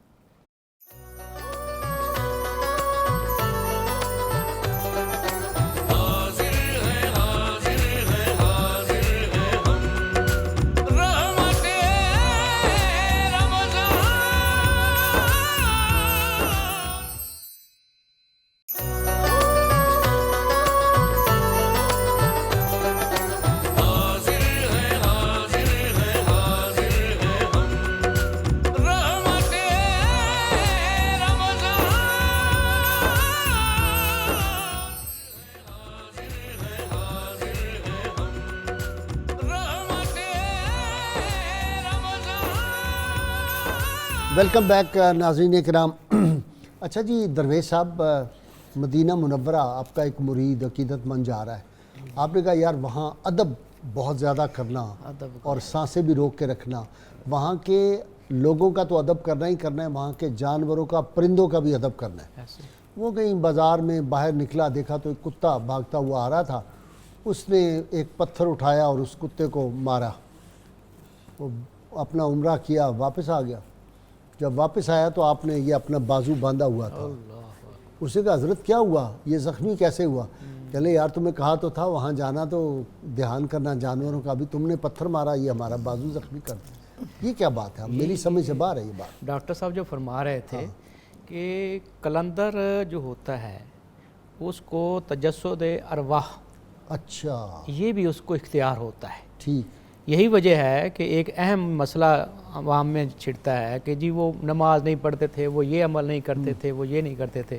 عام لوگ کہتے تھے جب نماز معاف ہو گئی، معاف کسی کو نہیں ہوتی۔ حاجی وارث علی شاہ صاحب ہاں جی، رحمۃ اللہ علیہ کسی کے کو بارے نہیں میں۔ ہوتا۔ یہ ہوتا یہ ہے کہ جو اس طرح کے کامل اولیاء ہوتے ہیں وہ ایک مقام پر کسی حالت میں ہوتے ہیں، اسی وقت میں کسی اور مقام پہ ہوتے ہیں، اسی وقت میں کسی اور مقام پر ہوتے ہیں، جس طرح اور کسی اور حالت میں ہوتے ہاں ہیں، کسی اور حالت میں، جس وہ طرح کعبہ شریف میں نماز پڑھ رہے ہوتے ہیں۔ سیدنا غوث العظم رضی اللہ تعالیٰ نے 72 مریدین کے گھر میں افطاری کی اور خانقاہ سے غائب بھی نہیں ہوئے۔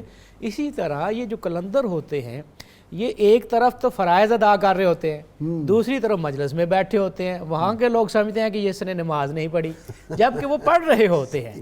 تو یہ بات ہے۔ اسی طرح کسی بھی جانور کی شکل اختیار کرنا ان کے لیے مشکل نہیں ہوتا۔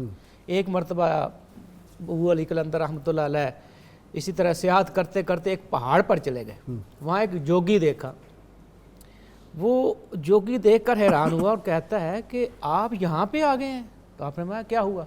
کہا کہ یہ تو جگہ جو ہے یہ تو شیروں کی اماج گاہ ہے، درندے ہیں، یہاں تو وہ کسی کو زندہ نہیں چھوڑتے۔ آپ نے فرمایا تجھ کو کیسے بخشا ہوا ہے؟ وہ کہتا ہے کہ میرے طرف جب کوئی آتا ہے شیر تو مجھے تو پرواز کی قوت حاصل ہے، میں اڑ جاتا ہوں، اوپر اڑ جاتا ہوں۔ آپ نے اتنی میں ایک شیر ببر دیکھا کہ آ رہا ہے، وہ اس نے تو اڑنا شروع کر دیا، لیکن ابو علی قلندر رحمۃ اللہ جہاں بیٹھے تھے وہ شیر آتا ہے، ادب سے سلام عرض کرتا ہے، سر جھکا کے سامنے بیٹھ جاتا ہے۔ ادھر کیا حال ہوتا ہے جوگی کا کہ ابو علی قلندر اس کے پیچھے پیچھے ہیں، ساتھ غول ہے شیروں کا، ایک نہیں دو نہیں، پورا غول ہے شیروں کا۔ اچھا، اس کا پیچھا کر رہے، گھبرایا، پھر جب نیچے آ کے بیٹھا تو دیکھا اسی چٹان پہ ابو علی قلندر بیٹھے ہوئے ہیں، تو حیران رہ جاتا ہے، قدموں میں گرتا ہے اور کلمہ پڑھ کے مسلمان ہوتا ہے۔ تو قلندر کے اندر یہ خوبی ہے کہ ایک وقت میں کئی مقامات میں پہنچنا، کئی شکلیں اختیار کرنا، یہ قوت تھی۔ اور اسی طرح ہر ایک چیز کی زبان جاننا، یہ ابو علی قلندر رحمۃ اللہ کو اعزاز حاصل تھا۔ ایک شیخ جمال الدین پانی پتی بڑے خوبصورت تھے جوان، ان سے آپ کو بڑی انس تھا، محبت تھی، تو ان کو ملنے جایا کرتے تھے، کیونکہ جو قلندر ہوتا ہے یہ حسن ازلی کا مشاہدہ کرنے کے لیے چیزوں کا مشاہدہ کرتا ہے۔ تو ایک دن ملنے گئے تو پتہ چلا کہ وہ تو اپنی زمینوں پہ گئے ہیں، آپ بھی اپنے گھوڑے پر ادھر ہی سوار چلے گئے۔ جب انہوں نے دیکھا تو دوڑے ہوئے آئے، اپنی گود میں غلہ لیے ہوئے تو حاضر ہوئے۔ آپ نے فرمایا کہ یہ تم کیا کر رہے ہو؟ تو جمال الدین شیخ کہتے ہیں کہ میں آپ کے گھوڑے کو غلہ پیش کرنا چاہتا ہوں، دانہ دینا چاہتا ہوں۔ تو آپ نے فرمایا بھائی پہلے گھوڑے سے پوچھ لے کھانا چاہتا ہے کہ نہیں۔ دیکھیے کہ یہ ہوتا ہے اولیاء کا اختیار۔ تو انہوں نے جب بات کی گھوڑے کے منہ کی طرف منہ کر کے تو اس نے جواب دیا کہ میں بھوکا نہیں ہوں۔ تو اس وقت ابو علی قلندر رحمۃ اللہ نے فرمایا کہ جتنے تیری گود اس میں جھولی میں دانے ہیں، میں نے اللہ سے دعا کی ہے اللہ تعالیٰ تجھے اتنی ہی اولاد عطا کرے گا۔ اختیار دیکھیں، اتنی ہی اولاد عطا کرے گا۔ تو جو قلندر ہوتا ہے اس کی ماضی پہ بھی نظر، حال پہ بھی نظر، مستقبل پہ بھی نظر ہوتی ہے۔ اسی طرح ایک دریا کے کنارے بیٹھے، میں ذرا وقت چونکہ ہمارے پاس کم ہے تو جناب شیر نہیں ادا جی گا صاحب، کیا سناؤں؟ نعت رسول مقبول حضور صلی اللہ علیہ وآلہ وسلم، اے ختم رسول مکی مدنی، کونین میں تم سا کوئی نہیں۔ بسم اللہ۔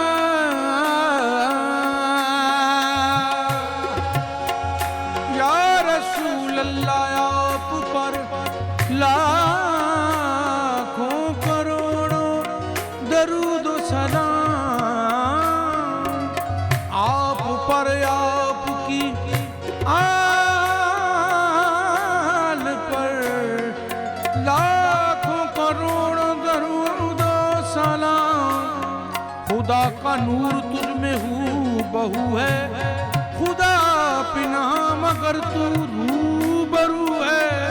तेरी अजमत का हो अंदाजा किसको, खुदा है और खुदा के बाद तू है।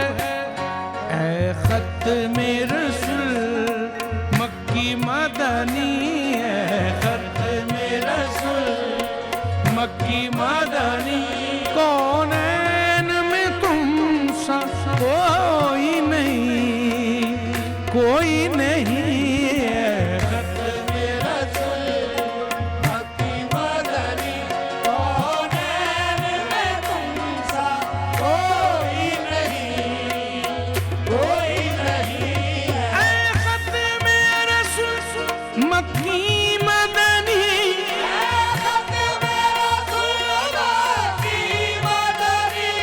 कौनैन में तुम सा कोई नहीं, कौनैन में तुम सा कोई नहीं।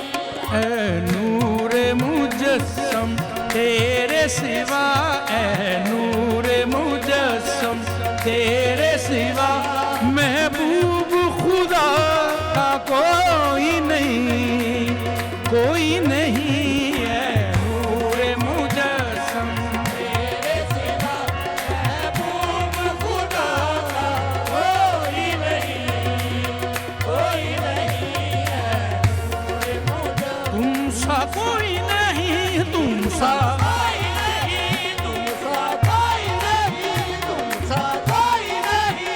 रसूल और भी आए जहान में लेकिन तुम सा कोई नहीं, तुम सा कोई नहीं, तुम सा कोई नहीं। तुम्हारा सानी रसालत माब हो न सका, तुम्हारा कोई कहीं भी जवाब हो न सका। रसूल और भी आए जहान में लेकिन कोई भी साहिबे उम्मुल किताब हो न सका। तुम सा कोई नहीं, तुम सा कोई नहीं, तुम सा कोई नहीं, तुम सा कोई नहीं,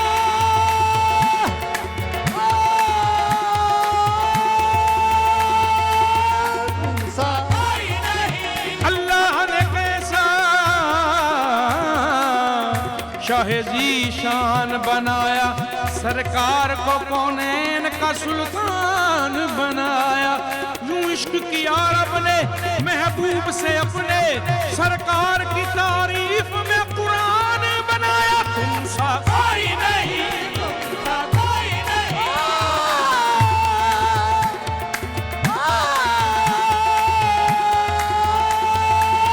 तुम सा कोई नहीं। रब आखिया मेरे महबूबा, मैं तेरे नाद उठो नावा, लोकी मेरिया कसमां खांदे ने, मैं तेरिया कसमां खाना वा। तुम सा कोई नहीं, तुम सा कोई नहीं, तुम सा कोई नहीं, तुम सा कोई नहीं। ऐ नूरे मुजस्सम तेरे सिवा, ऐ नूरे मुजस्सम तेरे सिवा, महबूब खुदा का कोई नहीं, कोई नहीं है। नूरे मुजस्सम तेरे सिवा, औसाफ तो सबने पाए हैं, औसाफ तो सबने पाए हैं, औसाफ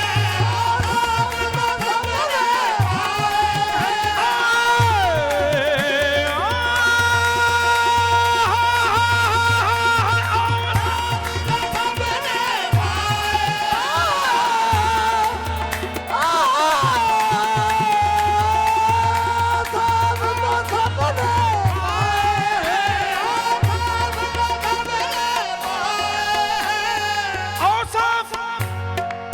सबने पाए हैं, औसाफ तो सबने पाए हैं, पर हुस्न सरापा कोई नहीं, पर हुस्न सरापा कोई नहीं।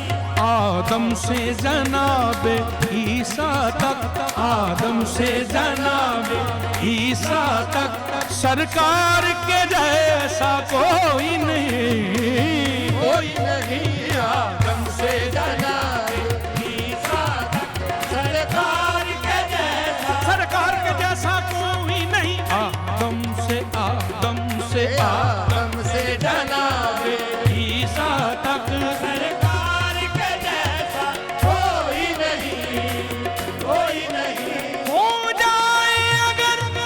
चश्मे करम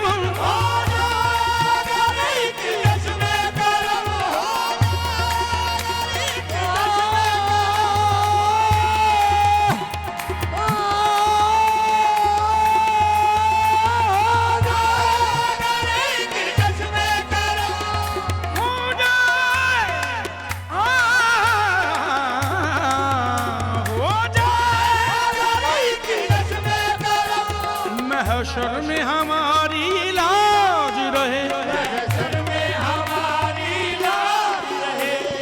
शाफ़ाए महशर तेरे सिवा, शाफ़ाए महशर तेरे सिवा, बख्शिश का वसीला कोई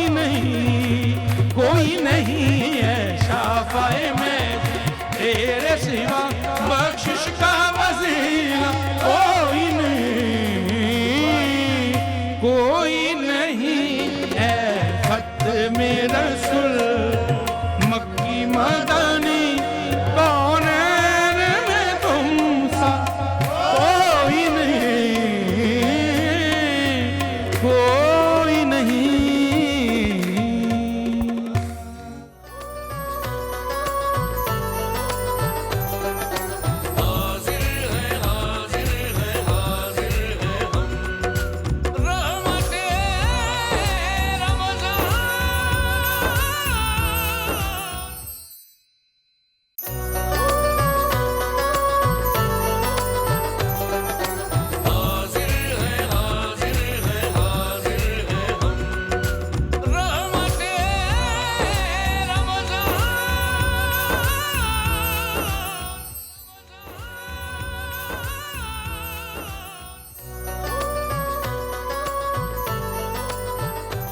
वेलकम बैक नाज़रीन किराम।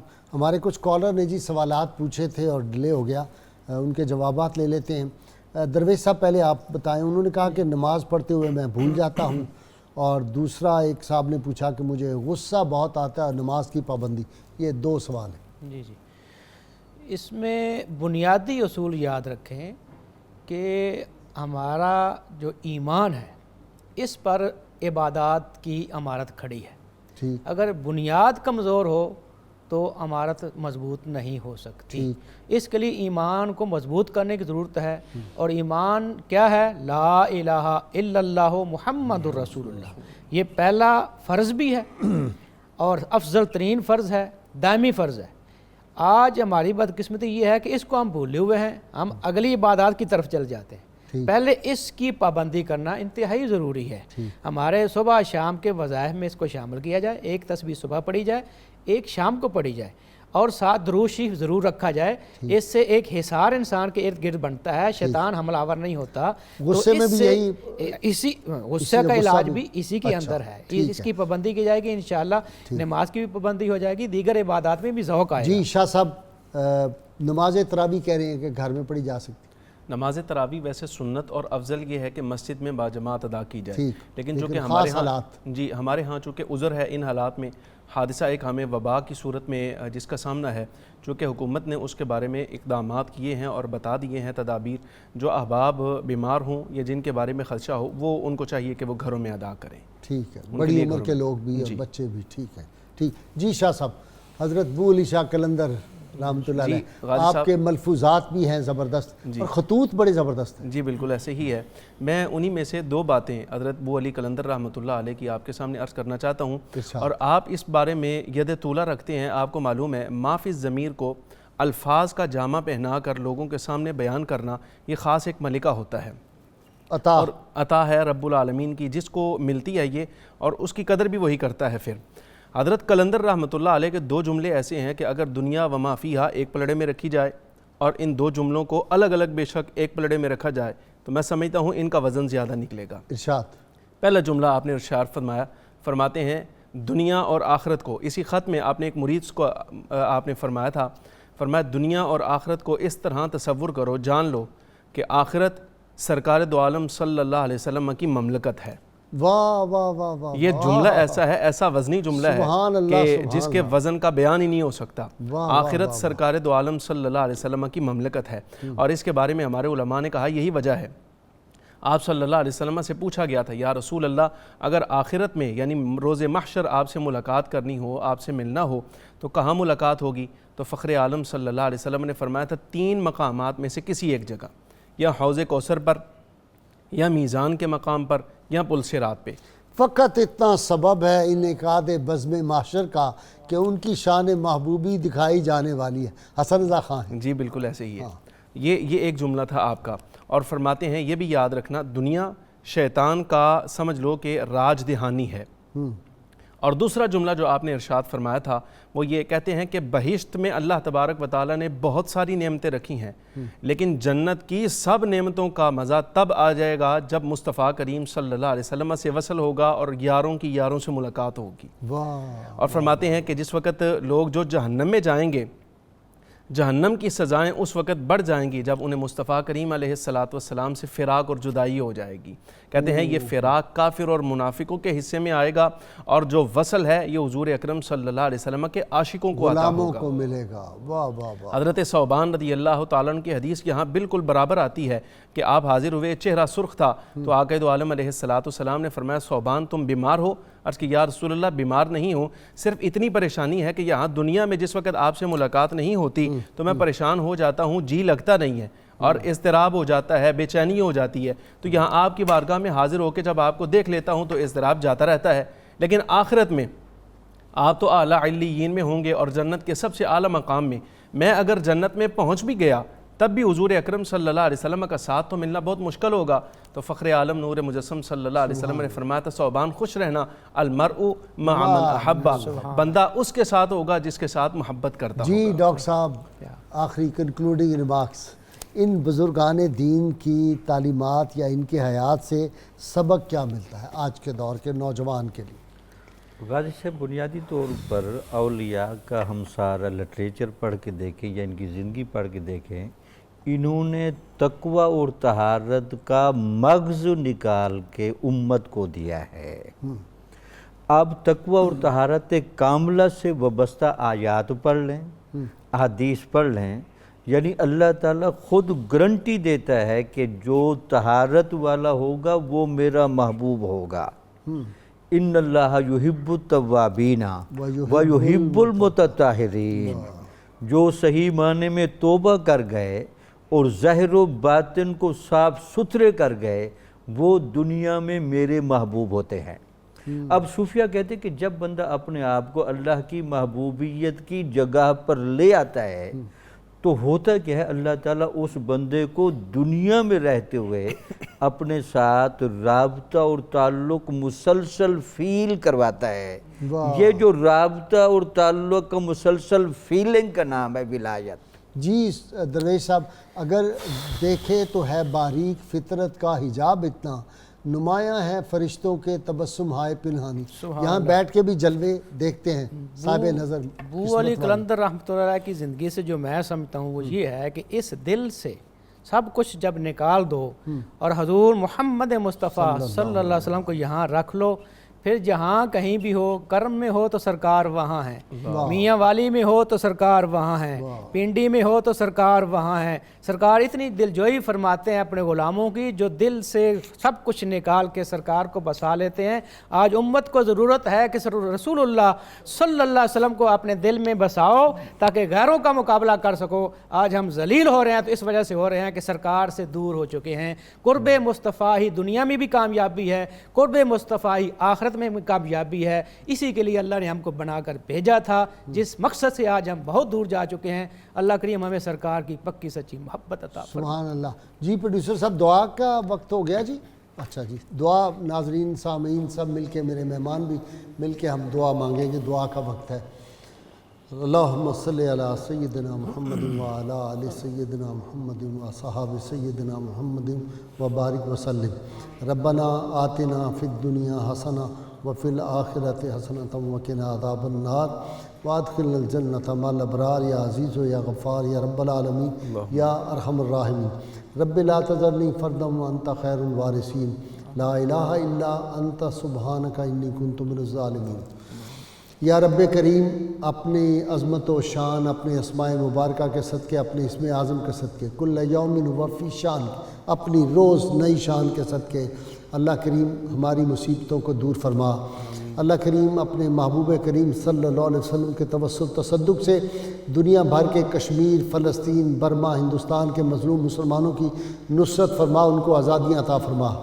اللہ کریم اپنے محبوب کریم صلی اللہ علیہ وسلم کے تصدق میں آپ صلی اللہ علیہ وسلم کو جو اس امت کے ساتھ پیار تھا، آپ صلی اللہ علیہ وسلم کی دعائیں جو نیم شبی کی تھیں، ان کے تصدق میں ہم پہ یہ جو مصیبت آئی ہے اس کو دور فرما دے، آفات کو دور فرما دے، ہماری مسجدوں کی رونقوں کو بحال کر دے، ہمارے مدرسوں کی رونقوں کو بحال کر دے، ہمارے گھروں کی رونقوں کو بحال کر دے۔ اللہ کریم پوری دنیا پہ اپنے محبوب کریم صلی اللہ علیہ وسلم کے غلام بنا دے سب لوگوں کو۔ اللہ کریم اپنے حبیب مکرم صلی اللہ علیہ وسلم کے تصدق میں اللہ کریم کرم فرما، ہماری خطاؤں کو معاف فرما، اپنے گھر کے دروازے ہم پہ کھول دے، اپنے محبوب کریم صلی اللہ علیہ وسلم کے دروازے ہم پہ کھول دے۔ اللہ کریم تمام مسلمان حکمرانوں کو حضور صلی اللہ علیہ وسلم کی ناموس کی حفاظت کی توفیق عطا فرما، سب کو ختم نبوت حضور صلی اللہ علیہ وسلم کے تاج و تخت ختم نبوت کی حفاظت کی توفیق عطا فرما۔ وصلی اللہ تعالیٰ علی خیر خلقہ و نور عرشہ و زینت فرشہ محمد و آلہ و صحبہ اجمعین برحمتک یا ارحم الراحمین۔ نعرے کے لیے تیار ہو جی۔ پاکستان کا مطلب کیا؟ لا الہ الا اللہ محمد رسول اللہ صلی اللہ علیہ وسلم۔ جی شیر میاں داد جی میڈلے جی جی بسم اللہ۔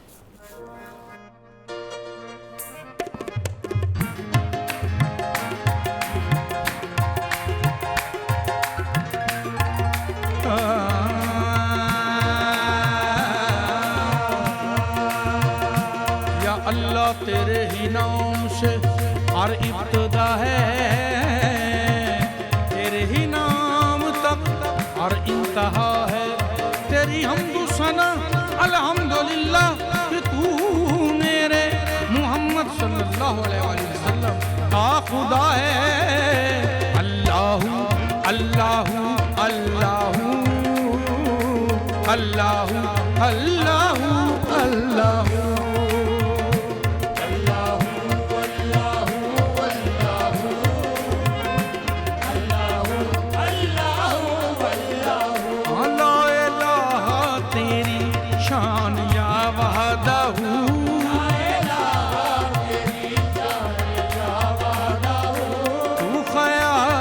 تجسس تو ہی آرزو،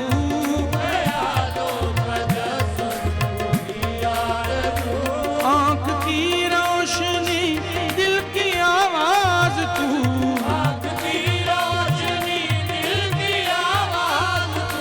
لا شریک لہو مالک ملک تو، اللہ اللہ اللہ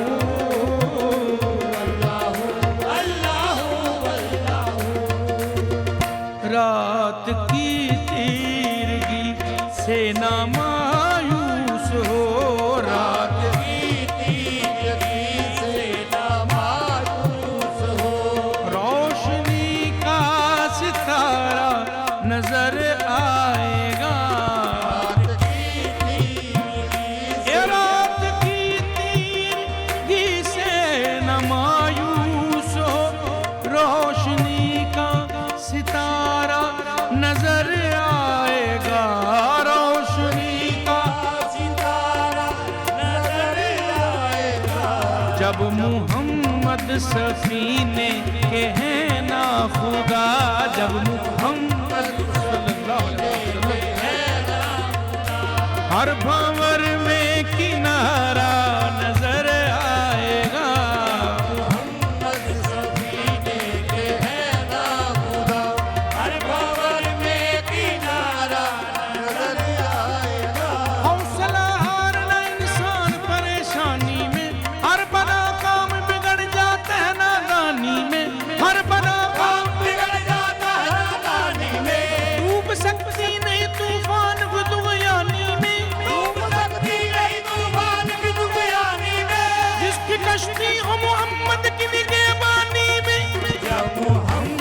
سفینے کے ہیں نا خدا، ہر بھنور میں کنارہ अली दा मलंग में ते अली दा मलंग में ते अली दा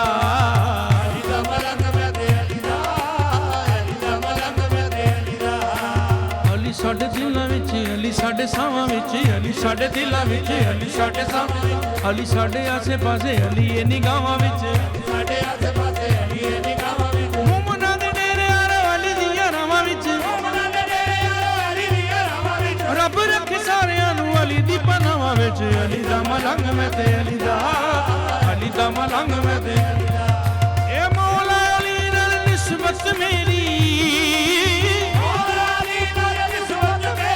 चढ़ गया मैनू है दरी रंग अली दा मलंग में ते अली दा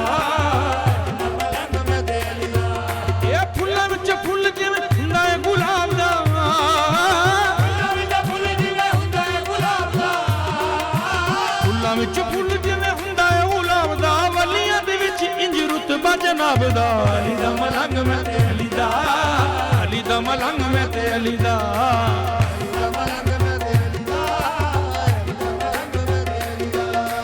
अली इमाम मनस्तो मनम गुलाम अली अली अली अली इमाम मनस्तो मनम गुलाम अली हजार दान मेरा मीदा नाम अली अली दा मलंग में ते अली दा मलंग में ते अली दा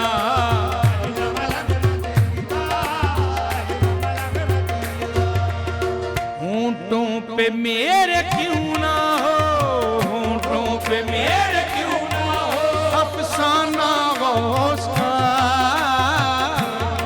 मेरे क्यों ना हो अफसाना गौस का दीवाना गौस का हूँ मैं दीवाना गौस का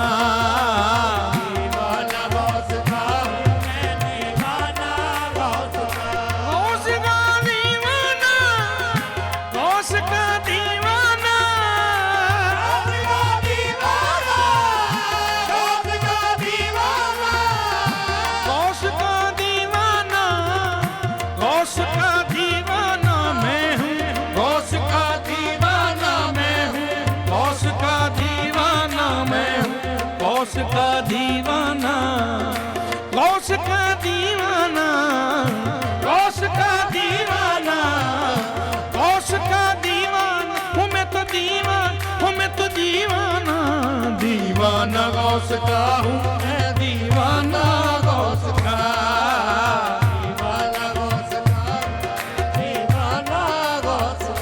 आवू नी सयो रल लेओ नी वधाई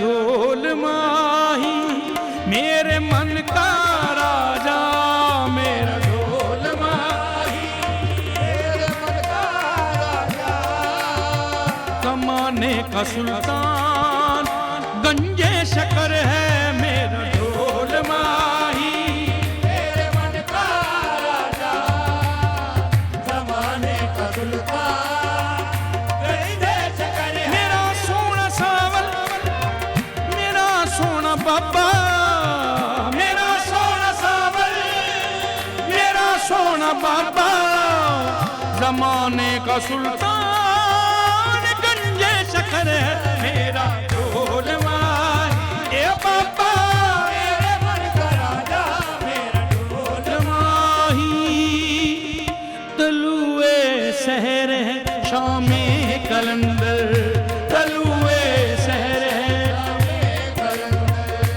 उठो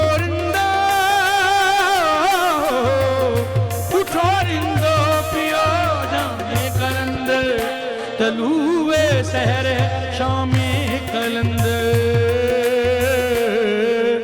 ਨਬੀ ਨੇ ਵੇਖਿਆ ਅਲੀ ਨੂੰ ਆਖਿਆ ਨਬੀ ਨੇ ਏ ਮੇਰੇ ਲਾਲ ਨੇ ਹੁਸੈਨ ਤੇ ਹਸਨ ਨਬੀ ਨੇ ਵੇਖਿਆ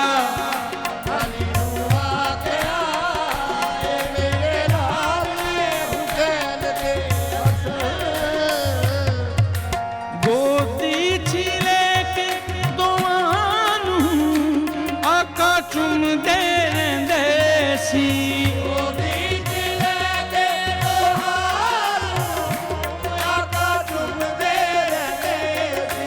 ਹਸਨ ਹੁਸੈਨ ਨੂੰ ਤੱਕ ਕੇ ਸਭ ਨੂੰ ਇਹੋ ਕਹਿੰਦੇ ਸੀ ਹਸਨ ਹੁਸੈਨ ਨੂੰ ਤੱਕ ਕੇ ਸਭ ਨੂੰ ਇਹੋ ਕਹਿੰਦੇ ਸੀ ਮੇਰੇ ਜਿਗਰ ਦੀਨ ਦਾ ਇਹ ਫਖਰ ਇਹਨੇ ਮਦਨੀ ਗੌਹਰ ਅੱਲਾ ਦੇ ਦੀਨ ਨੂੰ ਇਹਨਾ ਲੈਣਾ ਬਚਾ ਇਹ ਮੇਰੀ ਆਲ ਨੇ ਹੁਸੈਨ ਤੇ ਹਸਨ ਬੜੇ ਕਮਾਲ ਨੇ ਹੁਸੈਨ ਤੇ ਹਸਨ ਹੈ ਲਜਪਾਲ ਨੇ ਹੁਸੈਨ ਤੇ ਹਸਨ ਮੌਲਾ